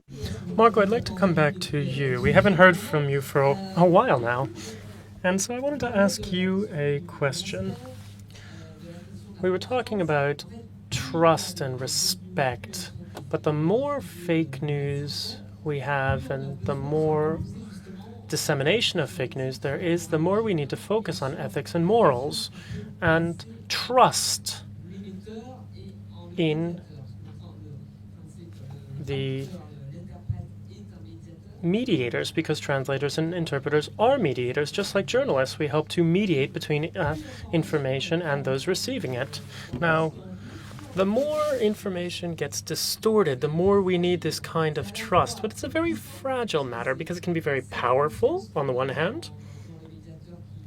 We trust these mediators who allow listeners to place their trust in it, and also the speaker, who can be certain that their ideas are being rendered properly. Now this, as I said, is very fragile because it's based upon very human instincts. You were talking about good and evil, and I'm not quite sure what's worst. Well, yes, it's true. It's very difficult to make ethical choices, both in our individual lives and in our professional decisions. We saw that a moral decision calls for time, preparation, experience. As we know, there isn't just one right answer. That's why training is so important. That's why we need to test things out against in a climate that's calm, and then maybe our values will remain. But Uros, how can we ensure this kind of trust? How can interpreters demonstrate that trust should be placed in them? First and foremost, utter discretion. That's number one, and utter secrecy about everything that you do. But what you mentioned and what Marco was saying is kind of the eternal dilemma that you're faced with, and we talk about this with our colleagues a lot. You've all been in this situation. You have a speaker who says something that doesn't make sense. Okay? And let's say this is a highly respected person who in front of him has another highly respected person who just happens not to speak the same language, and says, okay, we're in France, and says, yes, you know, before the French Revolution, so before 1692, we all know that's not when it happened. What do you do? Do you say before 1692? Do you add the says the speaker? Do you fix it? What do you do? Alors, That's the ethical question. What c'est do un you peu do? What's right, what's wrong? la question de Marc. Indeed, that's what Marco was touching on a minute ago. If you see somebody who's flirting with your friend's partner, or your friend's partner is flirting with somebody at a restaurant, do you tell your friend or not? That's the emotional decision-making comes in. If you remember the presentation we had last night about how that's all still in the red sector, AI can't do it, we have a feeling for it. And you know most of the time, if you know the speaker at least a little bit, you will know, okay, this was a lapsus. You will know, okay, it was an honest mistake. You might even know, okay, this guy is stupid, what can we do? But we'll help him out. And it's your choice to then say, you will help out or not. And that's how you build confidence, because you show that you're actually actively listening to what the person is saying. You know what the message is supposed to be, so you fix it for him. And you've just built confidence. Now, have you built confidence with the other person who then says, yeah, but you didn't communicate to me that this guy doesn't know what he's talking about. So this is the ethical dilemma that we have. You know, is it about gold plating or not? Is it in out, or is it in gold out? You know, I think it's an eternal dilemma which I think we resolve on a day-to-day basis the best we can. C'est au jour le jour, mais c'est aussi. Of course, we have to resolve this on a day-to-day basis, but we also have to make snap decisions.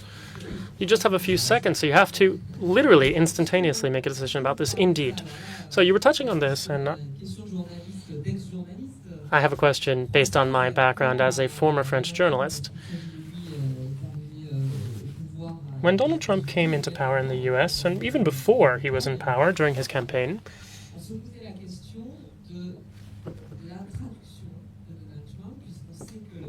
the issue of translating Donald Trump was a real challenge. Now, I know that his vocabulary is rather meager.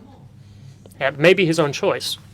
I'm not sure if it's a political decision, but in any case, for translators and interpreters, this can be a real challenge because you're interpreting for the President of the US, the President of the world's leading global power.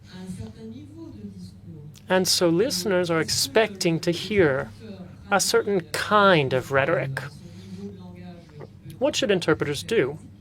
Should they stick to this very basic language that Trump is using, or should they try to gold plate the language of the US president?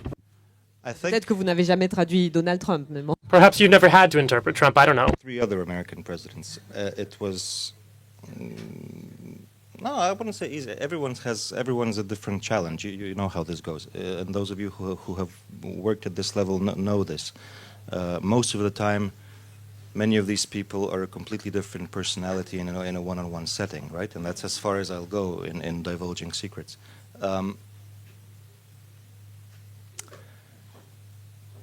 I don't think there's an answer to that, very honestly. I doubt anyone has an answer to that. It's very difficult.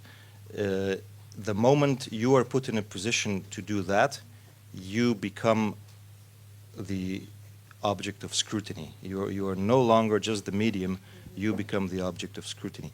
And that's what makes it so difficult, I think, because this is where you then have to, again, also make the personal decision of, am I only going to be the medium that is going to transpose the message, whatever it may be, into the other language?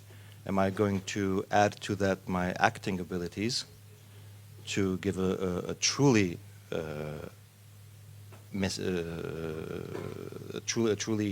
high fidelity interpretation of what's being said and how it's being said, with all the subtones and etc., etc.? These are very difficult decisions, especially with somebody who is mediatically so exposed, particularly for that aspect. And we saw during the whole shebang around the Italian interpreter with Trump, how difficult that can be. You know, you just raise an eyebrow because you're maybe thinking, how should I do this? And all of a sudden it becomes international news. Very difficult.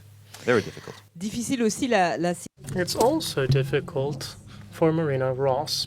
Her situation was a real challenge. She's the interpreter, of course, whose notes, well, the Democratic leaders wanted to take a look at her notes. There was a one-on-one conversation between Vladimir Putin and Donald Trump with Marina Gross, and I was saying, well, I was talking about collateral victims. She was doing her job. She was sent on this assignment. She's paid for this. I mean, you were saying this. You get hired for this, and she did her job. Obviously, this is a one-on-one meeting, so the level of confidentiality is sky high. But at the end of the day, and I saw you sort of shrug about this. I mean, she was in the spotlight because of something that happened here. And so how does AIIC react to these kinds of events? And as an interpreter, what feelings do you have about this? Incident, if we can call it that, was one of the moments we should all be most proud of as AIIC members, because immediately, within the day, we managed to get all still living former presidents of AIIC to sign a very clear statement that we sent out to the public, to the US Senate, to the House, to the State Department, about professional secrecy of interpreters and how that is really untouchable. And it stuck. It made an impact. Now, another thing which needs to be borne in mind is that Marina is a State Department employee, as such has the required clearances, as such has a hierarchy that protects her. You know, the political game that was played there is actually a non-issue as far as us professionally are concerned. But the point is that at the end of the day, the professional integrity of an interpreter remains intact only if we stick to strictest secrecy. Recently, there was also a case, actually one case 2 times in Poland, of the interpreter who worked between the then prime minister and the Russian leader just before the accident, when the plane with the Polish president went down, and the courts wanted to subpoena the interpreter to reveal the content of that discussion, the prosecutors. But it was actually the court, the judges said, no way, no way. We will stick to the internationally applicable standard, that being us, AIIC, of strictest secrecy of interpreters. Alors, puisqu'on parle des... We've been talking about social networks and marketing yourself on social networks. Before our coffee break, we were saying that interpreters should be discreet and should maintain absolute confidentiality and so on, that they shouldn't be showing what shouldn't be shown. Nowadays, you can be anonymous on social networks, so my question is, should budding interpreters, are budding interpreters able to avoid the temptation of sharing confidential information under the cover of anonymity? This happens in many professions. There are Twitter or Facebook accounts of police officers, judges, lawyers, even some journalists sharing confidential information, but they're using a pseudonym. And these accounts rack up a ton of followers. So how do interpreters avoid this temptation? Or new to the profession or not. I hope they do. If we're talking about anonymous accounts, my answer can be, I don't know. But I certainly would hope they do. But look, we all know that as interpreters through the centuries, we've been the prime target of security services. It's the way it is. Interpreters, being an interpreter was the preferred cover for spies, and being an interpreter is also one of the preferred sources for these organizations. I'm sure many of you have been approached at one time or another, and we all know what we say. No, right? But it's something to bear in mind. Now, if somebody wants to divulge information or bring it out into the public, anyone can do so. Consequences are there. I mean, sooner or later, people know. So I would really strongly advise against that. I think I'm saying this very mildly. Don't. Cette question, Florence, Florence, this brings me to the issue of confidentiality and access to particularly sensitive information. You find this in your sector and your profession. Have you seen any changes in how healthcare professionals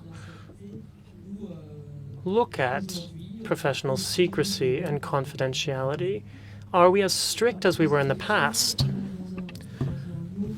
Well, thank you for that question. I think nowadays, when we're talking about secrecy and confidentiality, well, this is really been shook up when it comes to public health, which directly impacts the population as a whole. These questions crop up time and time again. And confidentiality is a tool for governments, for corporations to hide any kinds of suspicions that might crop up.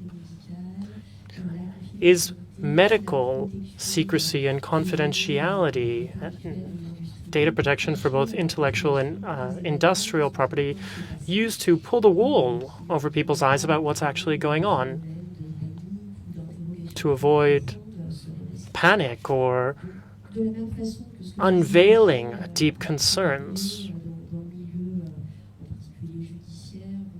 This also is relevant, of course, for journalists and in the legal sphere, when some people have indeed revealed confidential information. In any case, if we look at social networks, well, there might be some confidential trade secrets or intellectual property being made available to people that might make use of it. It's not just about confidentiality and secrecy. It's about what we're going to do with all of this information which we have at our fingertips. At least in the healthcare sphere, medical secrecy and the relationship that doctors and healthcare professionals have with patients, well, that's about protecting patients from others misusing the information they have. Quite honestly, I think that this is a civilizational shift. We have access to much more public information, and tracking down the source of information is highly complicated, even in terms of scientific information.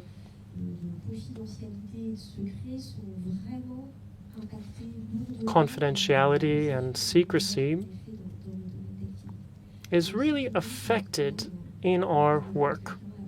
For example, when I'm hiring somebody, the first thing that I do is ask them to sign a confidentiality agreement, and it's binding, 100% binding vis-a-vis everything that comes up, whether they're an academic, whether they're working in hospitals, or whether they're working in industry. This is a standard practice across the boards. Well, Marco, in the world we live in,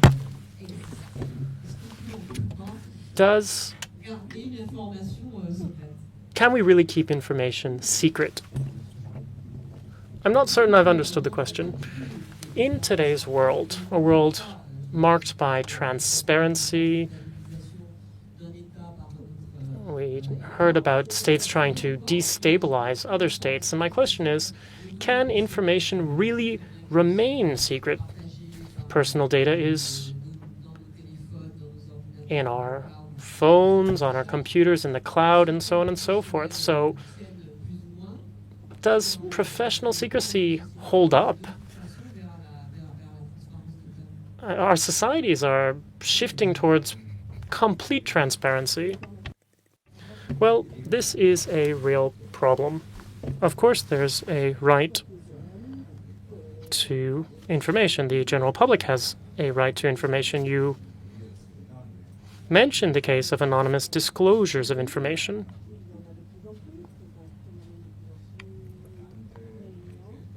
This is on the rise, and it's been very helpful for revealing certain secrets. Now, here there's two contradictions. I agree with absolute secrecy in all cases, but as I said before, this is in the Code of Ethics for the bar, for the Supreme Court, and in interpreters' Code of Ethics. That's the interpreters working for the EU. Every time that an interpreter finds out about a crime or a criminal act, it is their duty to reveal this. And I think that this principle should be the case. It should remain in place. I think that this is really a fundamental value, and that's why codes of ethics are important. And they do, or they should, provide answers to people about these kinds of questions. Thank you. I was thinking exactly of that while we were going around. But there's a difficulty. Okay, it's easy. If two guys are talking about murdering somebody, you know that's a crime, okay? If you're interpreting a business transaction that is hugely complex and that involves an element of competition distortion and tax avoidance and with elements of tax evasion, perhaps even fraud, and we already have three concepts which you have to define and which the courts are there to. So who then are you as the interpreter to say, yes, this is a crime, I need to denounce it? You know, but the judge or the court that's investigating. Yeah, and then they say, no, it was all kosher, everything was okay, and all you've done is ruined your career. So you see? Yes, but you're taking the decision. Yes, you're taking the decision. Exactly. Yeah, we're back to square one, right and wrong, right? Yeah. It's what I'm trying to say is that it may sound very easy that the Code of Ethics says if you come across illegal behavior you have to report it to the authorities. That's all fine and well, and it sounds very simple, but in practice it ain't. It's very difficult. It's very difficult. I mean, I hope to God there wasn't an interpreter online during the telephone conversation that's in the news this week. Ma c'è anche un problema. Well, there's also the problem that when you find out about this information, even if you only have partial information, it's possible that the crime hasn't yet taken place. Let's imagine you're interpreting for us the CEO of a company that produces certain products. And it turns out that these are faulty. There's a cause and effect relationship that's quite hard to shed light on. So what do you do in this case? Alors, moi, dans ma question, en fait, So, in fact, there was a bit of that in my question, but there's also the fact that today there are smartphones everywhere and with cameras. There are people who want to let everybody else know that they have all this information. There are whistleblowers that leak documents that are important. So we're saying that we have to take more and more precautions to be able to keep a secret. And so finally, nobody, including states, is able to keep those secrets, and everybody will see these secrets out in the public. And so our private lives, our personal life, it's not just a 0-1 when we're thinking about this, but we have the sensation, the feeling that secret and privacy are probably going to disappear. So I'd also like to ask this question to everybody here at the table. Yes, indeed. We saw this in posts published by some of your colleagues, and but this applies to every profession. Teachers, I mentioned teachers earlier, for example. There's the issue of the border between the private and public sphere, and obviously this has been changed by the media. That's why I said earlier that applying Aristotle and Kant, well, that's difficult. Technology has changed our interactions and the relationship between the public and private sphere, and social media is breaking down these borders, and that makes it completely impossible for us to look at these matters. And tomorrow I'll be speaking again. I'll be touching on these matters more concretely, but there's a clear separation between the public and private sphere. Nobody's saying we shouldn't use social media, but private information needs to remain private. The public sphere should be what professionals touch on. Yes, Florence wanted to say something? Yes, thank you. In the area of health, we're also seeing a collective development that's fairly strong, because this limit between the private and the public for health data is now changing, because many people are choosing to give their health data to companies that will then use it. First of all, to get, say, an individual result for that person. So, for example, you can get a small kit in the mail for a DNA test. And what are we doing as an individual to give up this information to these companies? And so we can see some genealogical issues, we can see some predictive issues that come up. But at this individual level, we're starting to mix this idea of private and public, because collectively, we understand that if we give this sample to a company, we're giving an entity that we don't know anything about huge amount of information about ourselves, which then can be aggregated with everybody else's information and can be used in ways we have no idea about. And so we have to not ignore the technological impact of what we're doing, especially on individuals. When we're talking about artificial intelligence with health, for example, big data is starting to aggregate all of this. And suddenly, the idea of confidentiality of the individual, we really don't know where it is anymore. And we don't know how to see the limits of it. We're at a place now where individuals are expecting something, but at the same time, the collective wants also to understand the health situation of the entire country, for example. After the war, we had put into place some collective information as well to help us. Marco, can I ask you a question? I think we all, well, not all, but you and I agree on the fact that there should be separation between your professional and your private online life, right? How about the collective private? What I'm saying is our own internal association business that we sometimes take to the public sphere online.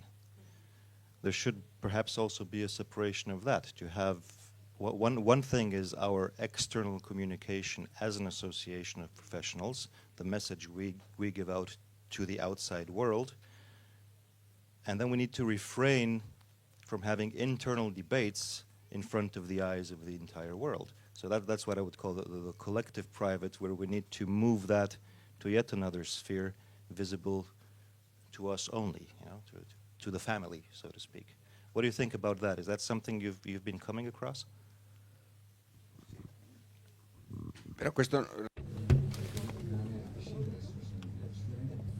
Obviously,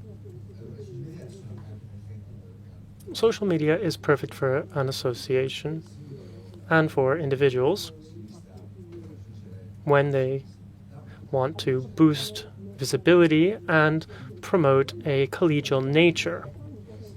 The problem, however, is that your internal debates may well end up being visible outside the association. So yes, obviously, there needs to be a real separation between what's public and private, but I don't think that this is an ethical dilemma. It's more about public relations. In other words,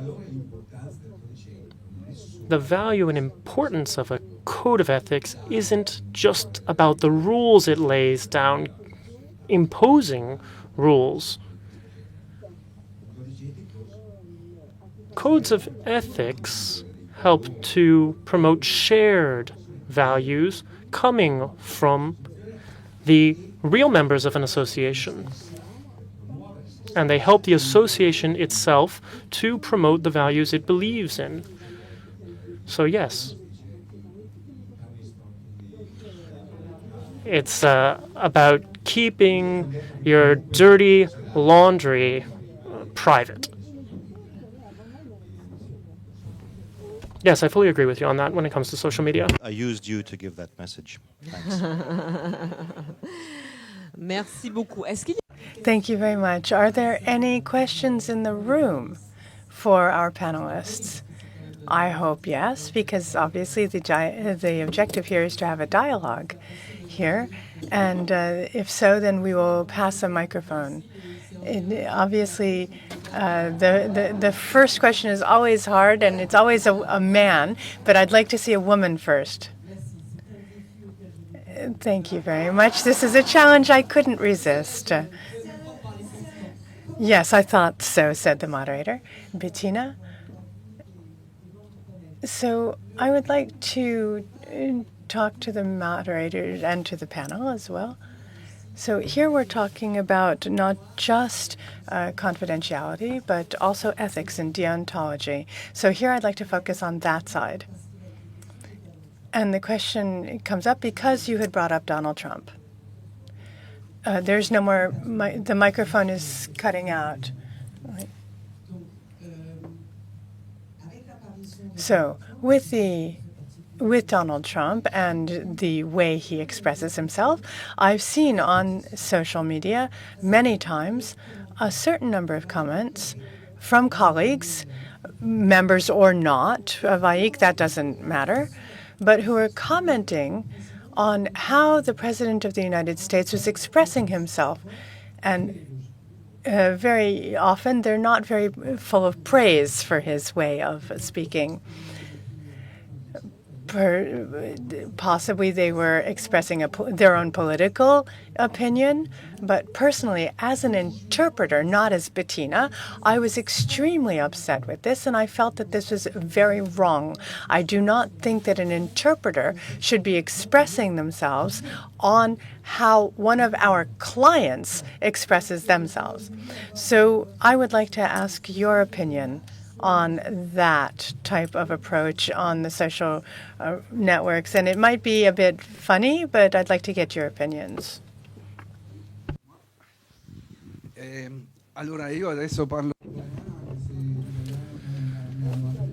Italian's not my native language. I'm a native German speaker, but I'd like to speak in English nevertheless. The microphone has cut out. I head up a small translation and interpretation office for the German Federal Republic, the German Embassy in Rome. And so,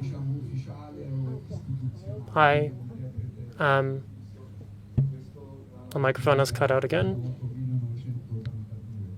I've been working since 1982 in this sphere. I'd like to touch on three things which are near and dear to my heart. First of all, the interpreters regret that the microphone is cut out again.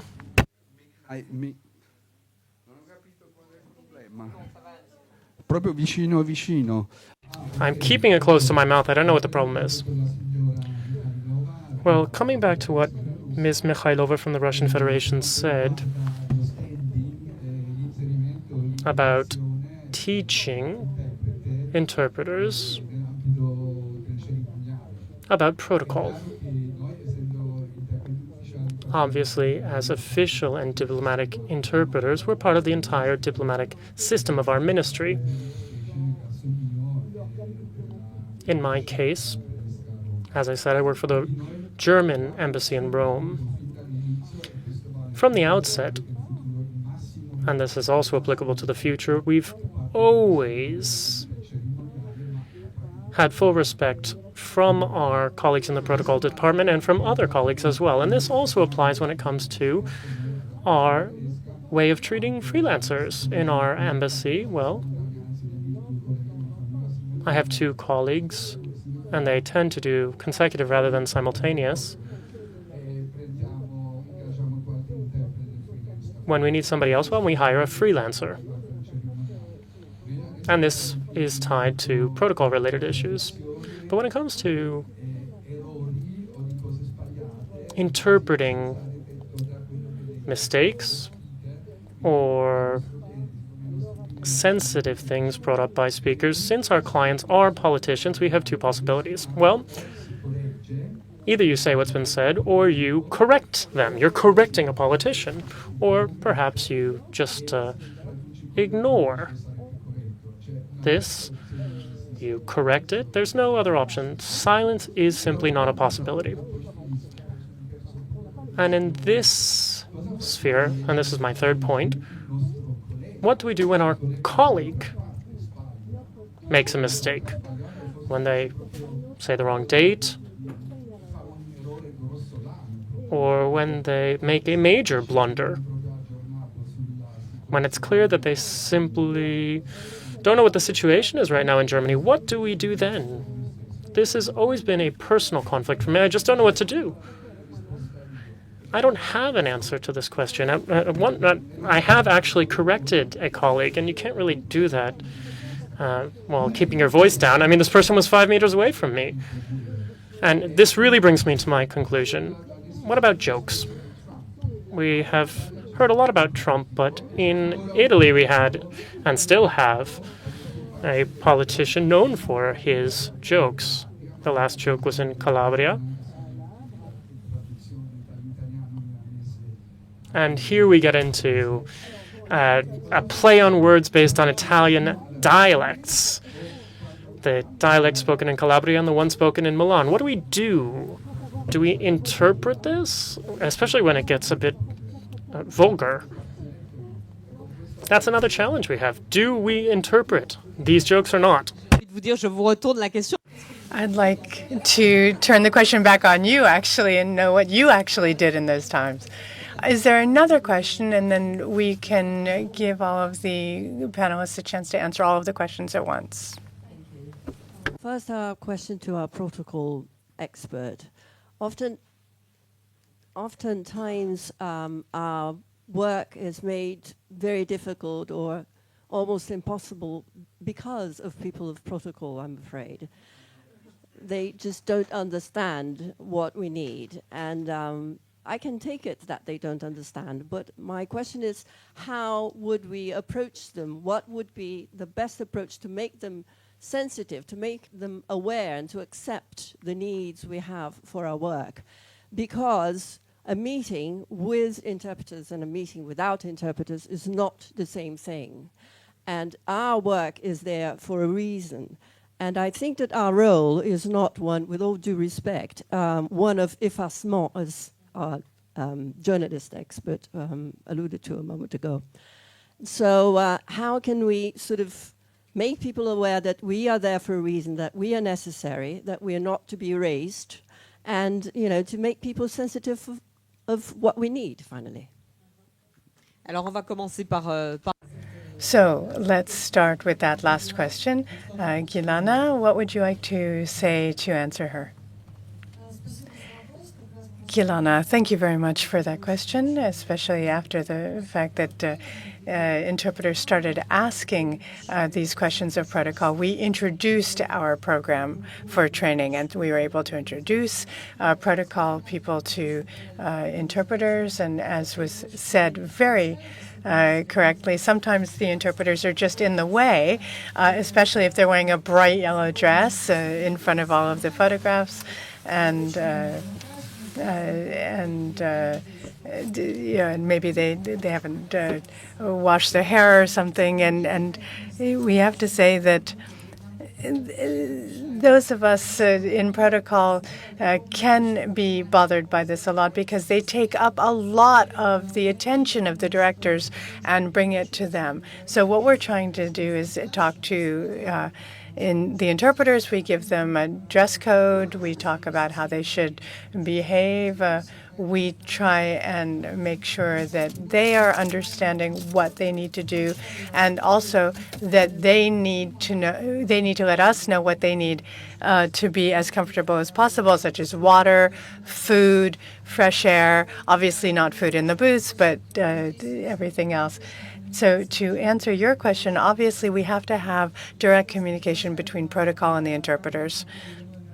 If we're working on one event or another, you shouldn't be shy. Many of my colleagues just don't understand and don't know how to work with the interpreters. Interpreters for us are sometimes equated with the technical personnel. And so the interpreter needs to be there only when he's needed and disappear when the interpreter isn't needed anymore. And that's all that the interpreters do. And so that's how protocol people usually see interpreters, and that there's something extra that doesn't need to be there. But you are people. You have your own opinion. You have your own understanding of what you need to do your work. It's not just that you need water because you need water, but you need water to be able to do your work well. And the person who doesn't understand you well then would say, well, for you to be comfortable and for us to be comfortable, could you please do this and this and this, and please don't forget about whatever it is each person might need for that particular event. And as we see, unfortunately, that kind of good communication doesn't always exist. And this direct communication between protocol and the interpreters doesn't always give the quality of work that the leaders are hoping for. Audrey Uros, would you like to respond to the question on deontology and ethics, as well as the social media and Donald Trump, and possibly you might want to reply to the Italian question as well. I liked very much what the Italian said. We have to make these decisions. We don't always understand or like what we have to say. So what do you do then? I'll go from back to front. First of all, the protocol question. I think we have to find a way of making it clear that we're not there because we woke up in the morning and decided to come over. We're there because we were asked to be there by the man or the woman himself. And when that's clear, it's easier to work. Of course, there are certain of our colleagues who don't do us any favors by acting in a way that might lead one to believe that they're the ones who hired the presidents to tag along for the day. So we aussi avec des journalistes, hein? Yes, that happens with journalists too. And that does not do us any favors as a profession, unfortunately. Jokes, some are untranslatable, uninterpretable, especially when somebody has a bright idea of doing a play on words. Yeah. Then there's the dirty joke. where again it comes to your emotional intelligence of knowing, is this gonna end up badly? Should I just say, just laugh, he made a joke? It's a way of doing it, especially if we're working between two languages that people actually don't understand. If we're there as a matter of courtesy between English and German, he made a stupid joke, please laugh doesn't work, right? So that's a difficult one. Correcting your professional colleague, that's also a tough one, because then you might enter into this little antagonism of who's better. So it depends on the setting. I would say if it's a one-on-one and you have your client next to you, you can whisper into his ear to explain the situation. You can write a little note. If bad comes to worse, you can just do it out loud if it has to be done. Again, a bit of common sense and a bit of Fingerspitzengefühl, right? And finally, Bettina, with the question on posting our personal opinions online about Mr. Trump or whoever, I think it's not on. If you're a professional interpreter and you pride yourself in doing a professional job as the person who knows how to be the cultural, linguistic, and also otherwise intermediary between people, you are not there to judge the content of that. Of course you judge it intimately. Of course you do. I mean, we were all intelligent people, and that's part of what we do. We think about things. We have opinions, but there are places to express them, and there are places to absolutely not express them.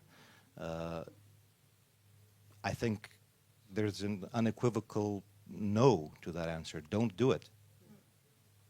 Or become a journalist or a blogger or whatever. Then don't be an interpreter.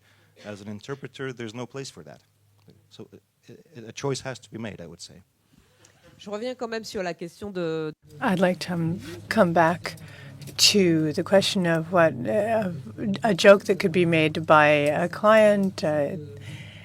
So I'm thinking about a particular Italian politician. I'm not sure if we're thinking of the same one, who could sometimes make remarks or jokes that might not be really well placed, or they could be somewhat racist when talking about Barack Obama, or sexist when talking about female politicians. What does one do then? I imagine we don't have a lot of time to think about what to do, and obviously there are consequences in one way or the other. So if you don't interpret it, then there might be consequences, and if you do interpret it, there might be other consequences, and you don't want them to shoot the messenger. Ask the interpreters who work between Hitler and Mussolini. Seriously, I mean, excuse me.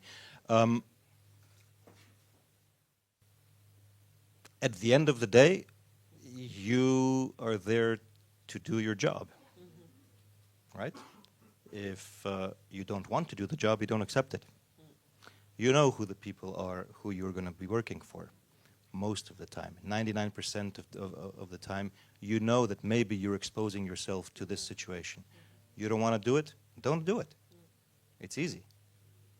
You're not forced to do it. Now, if you're a government employee and you have to do it, you have to do it. It's part of your job. Donc vous traduisez la blague. So, do you interpret the joke? Il n'est pas un peu macroniste? He's not a bit like President Macron. Both at the same time.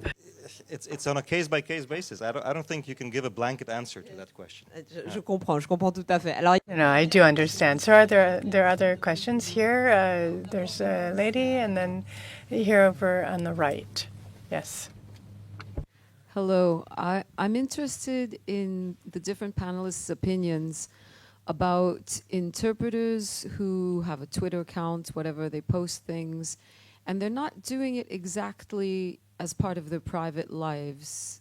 There's a sort of gray area, I believe, between their own professional promotion and their private lives. And I am known amongst a close circle of colleagues as somebody who's very staunch about never posting any picture of anything where any of the people might have an objection to having had their picture taken and that being seen by any other people. I'm on an extreme end of the spectrum in terms of wanting to limit things, and I believe that professional promotion needs to be done in other ways. And I sometimes have debates about this because I'm considered a bit extreme. So I'm interested in hearing, particularly from the protocol points of view and just from the panelists about this.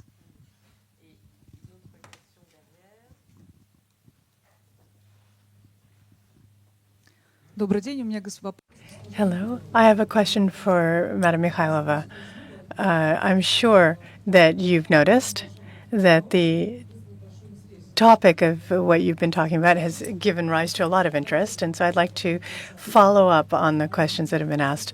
So when you train your specialists, you said that you have a special training course on how to do that, how to work with interpreters. So you most probably consulted with professional interpreters associations or interpreters. Did you consult with us to understand what it is we need, and could you share with us who you worked with? Thank you, says Gilana. Yes, well, what we are offering to our audience now, obviously it's the person who has to talk, who's doing the work, who has to talk about the work. And so yes, we did talk to interpreters, and we ask interpreters to talk to us. They work with us very actively in the Moscow Linguistic University, and the dean of one of the departments comes to talk with us to explain what simultaneous interpreting is and consecutive is, what they do, what they are able to do, what does protocol need to know before an interpreter comes to a conference. And there's quite a lot of interest and interesting stories and happenstances, and he tells us about it. And the first time we invited the dean, we thought that it would be very interesting. And it turns out that it was very interesting because you work with people, you work with people that we need to know how to work with, and it's always very popular when this person comes, because we ourselves don't really understand what interpreters do, and we don't know exactly how to work with them unless we get this information. And so we can only learn this from the interpreters. And I don't know if I'll get the floor once again, but I would like to just say that we're discussing some very correct questions, and there is no association, no social group, no any group that comes to a single opinion about anything, and especially when we're talking about morals and ethics.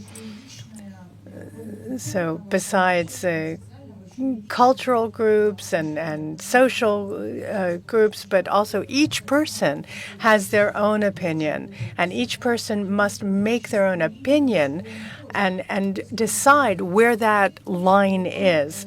Do they want to do something? Do they not want to do something? Are they doing something correctly or not?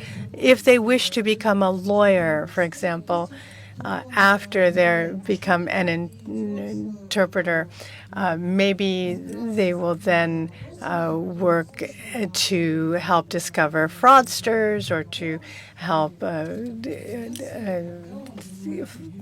catch criminals, and then they might want to work more with legal issues, and then they might go back to interpreting again.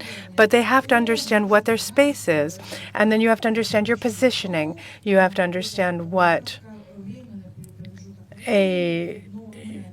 what a position is and where you're moving and how much time it takes, because there's very little time anymore between when somebody does something and when everybody knows about it. And so, for example, if an interpreter is behaving wrongly or is positioning themselves after an event and he's photographing himself and he's photographing other people at that place, and for that, the interpreter will then have the path closed to other events, maybe to other interpreting events, but also to people who care about confidentiality from outside the interpreting world. So thank you.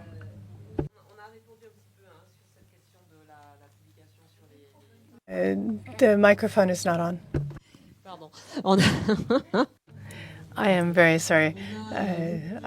So we've already heard a bit of a response to the question about social networks and their use, but to possibly follow up on what Madame, the lady has asked, have you possibly thought about sanctions for AIIC members who have given out professional secrets, maybe the same as, say, the Bar Association or the Medical Association might do for their own members? We have the Disciplinary and Disputes Committee, which is in charge of these things, and it does its job when solicited. Okay, it doesn't do it ex officio, so there has to be a complaint. And then there's this fine line between the collegiality of not submitting a complaint and the collegiality of not doing something that would warrant a complaint, right? And to come back to what you're mentioning about, personal, professional promotion, I think the one-liner about that is do it professionally. Promote yourself professionally, not with pictures of your cat and so on. And if we leave the world of politics aside for a moment, by the way, I have 2 cats. If we leave the world of politics aside for a moment, but still remain on the plane of ethics, you're a conference interpreter by profession. Privately, you are a vegan activist, and you're asked to go work at a veterinary inspection in a slaughterhouse. What do? Number one thing you do is you say, sorry, my calendar is full, can't do it. Or maybe you have to, for existential reasons. So it's a very intimate decision on what you do and how you do it. But probably if your professional profile contains animal rights posts, left, right, and center, and your client would maybe look you up on the social media, they would probably say, okay, this is not the right person for me. Question now, is that part of your professional promotion where you're trying to explain to your clients that there are certain things you're not willing to do? Is that professional? Or are you a professional if you're willing to do anything? Maybe a question for another conference, a tough one. Marco, vous vouliez ajouter quelque chose? Marco, would you like to weigh in? Yes, indeed. As I was preparing for this conference, I took a good look at all of the wide range of messages and messaging, not only from this association, but from all interpreters. As a teacher, I look at ethics and marketing in my courses. And promoting yourself, that's something we look at. Is it effective? Does it bug your colleagues? Perhaps in the past it worked to post a message saying, well, I'm here and I was interpreting and blah, blah, blah. But does this really work? As a communications expert, it's quite tedious. And I'll talk about this more tomorrow. I mean, from a psychological point of view, it's a bit overwhelming. It makes people think that you're weak and that you need people to confirm your worth. And it's just not an asset in terms of communication. And I'll really stress this point tomorrow. That said, and we'll talk about this tomorrow, If a code of ethics says that you shouldn't be doing this, well, I think it's very important for your association to teach people about self-promotion and how they should go about doing this. This should be an internal matter. You should have seminars on this. This is done in schools and refresher courses. Tomorrow you'll see more about my point on this. Today was sort of like the appetizer and tomorrow's the main course. But my point is that we really do have a need for this. Thank you, Malco. Are there other questions out there in the room? Yes, all right. I see 3 in the back of the room, so this will be the last round. Well, thank you very much. I'll speak in Italian since we're so honored to have interpreters in the room. So I have 2 brief questions. First, for Ms. Mikhailova. We talked about diplomatic contexts today at length. Today we're guests of PRIMS, which is responsible for the private sector, the private market, and I'd like to know, in the world of protocol, does protocol also exist in the world of business? I imagine that's the case. Frequently, in these settings, it's very important to have a very precise approach to rules regarding protocol, of course. And so I was wondering, do you have a specific program for interpreters working in the private sector? Are there protocol-related rules for interpreters in these contexts? And then I have a second question. This is for Ms. Agostino Ecceto. My question is as follows. The companies that work with the Biopol, do you think they pay attention to whether people are members of interpreters' associations, for example? And a corollary, in your view, do you think interpreters hired by these companies belonging to an association with a very strong code of ethics, do you think that would have an impact? Do you think that would matter? Take the rest of the questions and then hear from the panelists. Thank you. I think my question follows from the previous one.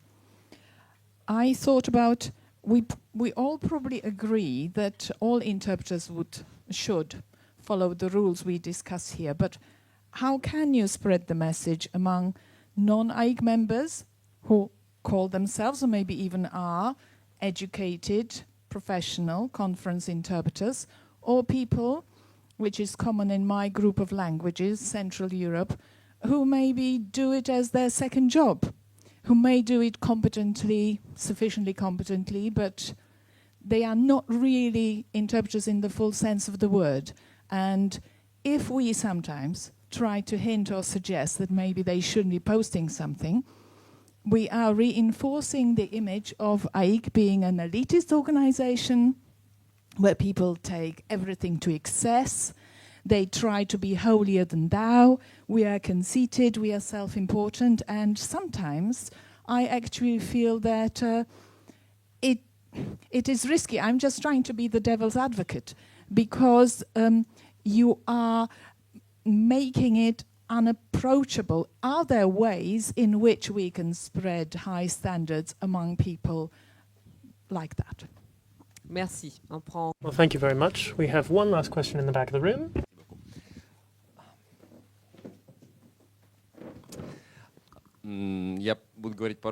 I'll speak Russian. My name is Levanta Tetsashvili.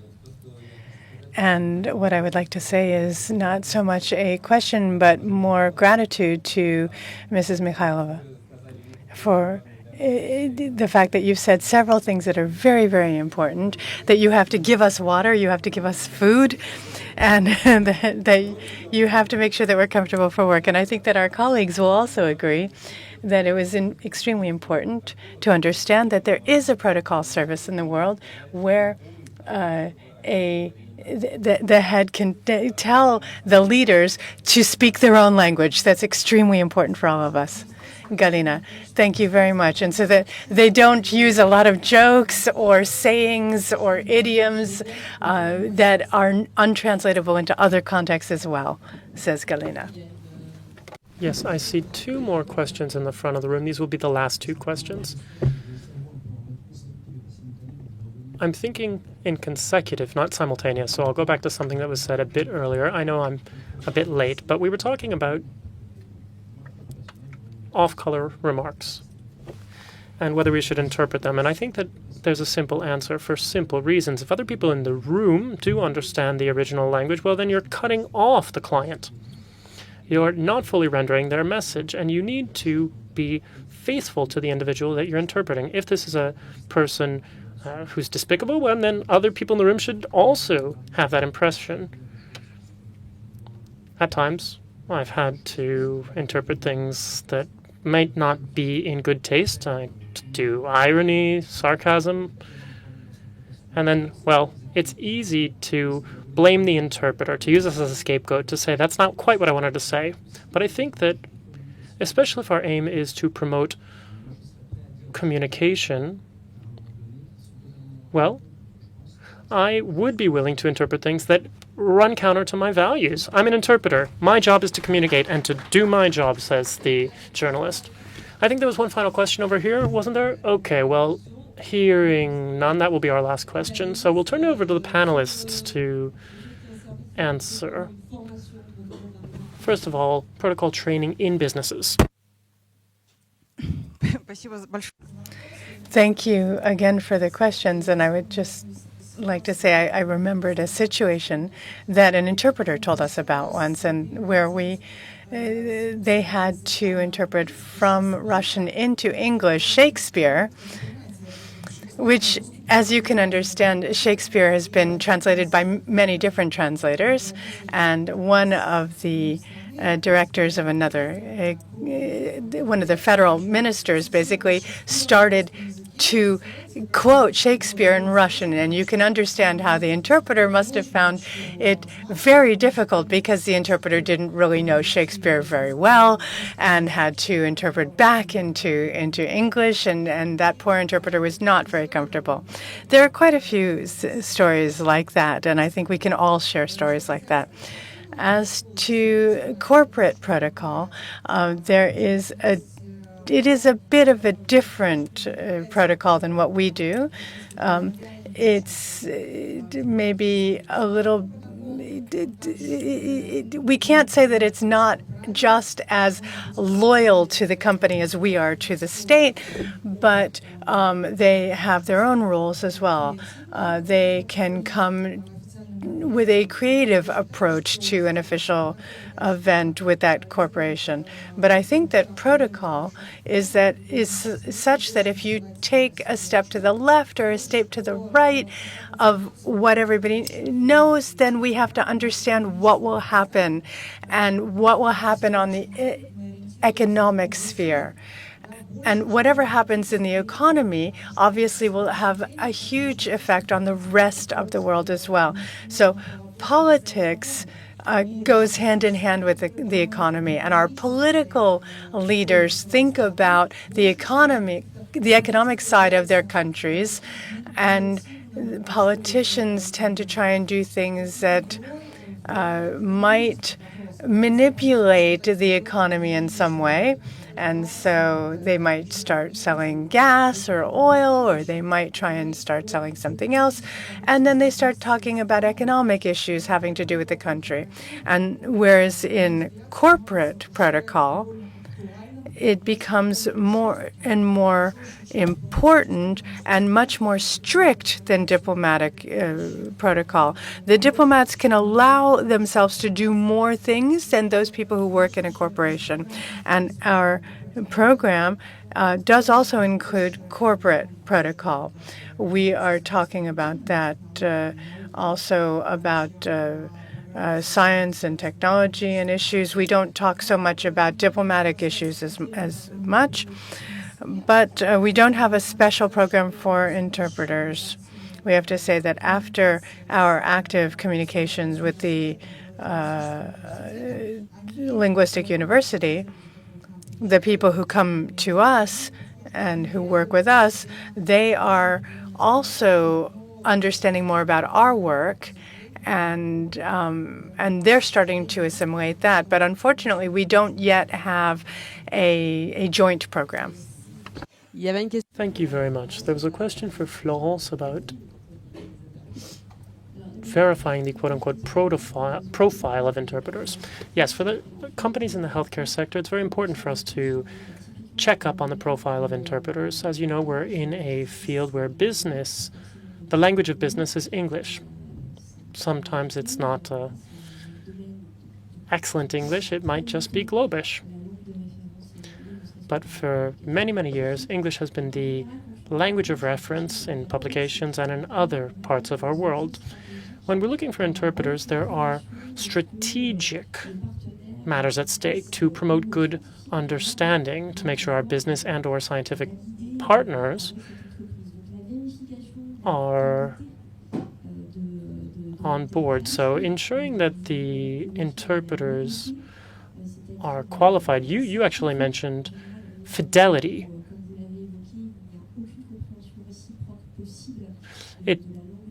In this case, if the person sitting in front of you has no chance of understanding the language that's being spoken, well, it's very important to be faithful.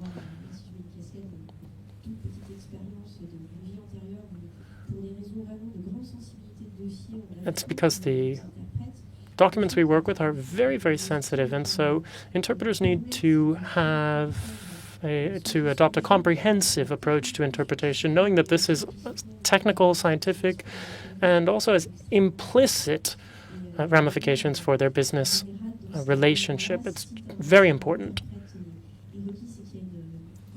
If we need an interpreter for our work, that means that the issues at stake are very sensitive, and as you said, there are a wide range of economic files which have a trickle-down effect on many other matters. So an association which guarantees that rules are respected, I know that's one of your aims. Well, I think that's very important indeed for potential clients. Thank you, Florence, and we'll maybe wrap things up with Uroš. One of the questions was perhaps for people who aren't AIIC members or who aren't full-time professional interpreters, but who are nevertheless interested in ethics and what we've been discussing. There's a question of elitism for AIIC. Like a platitude, I think leading by example is a very wise one to go by.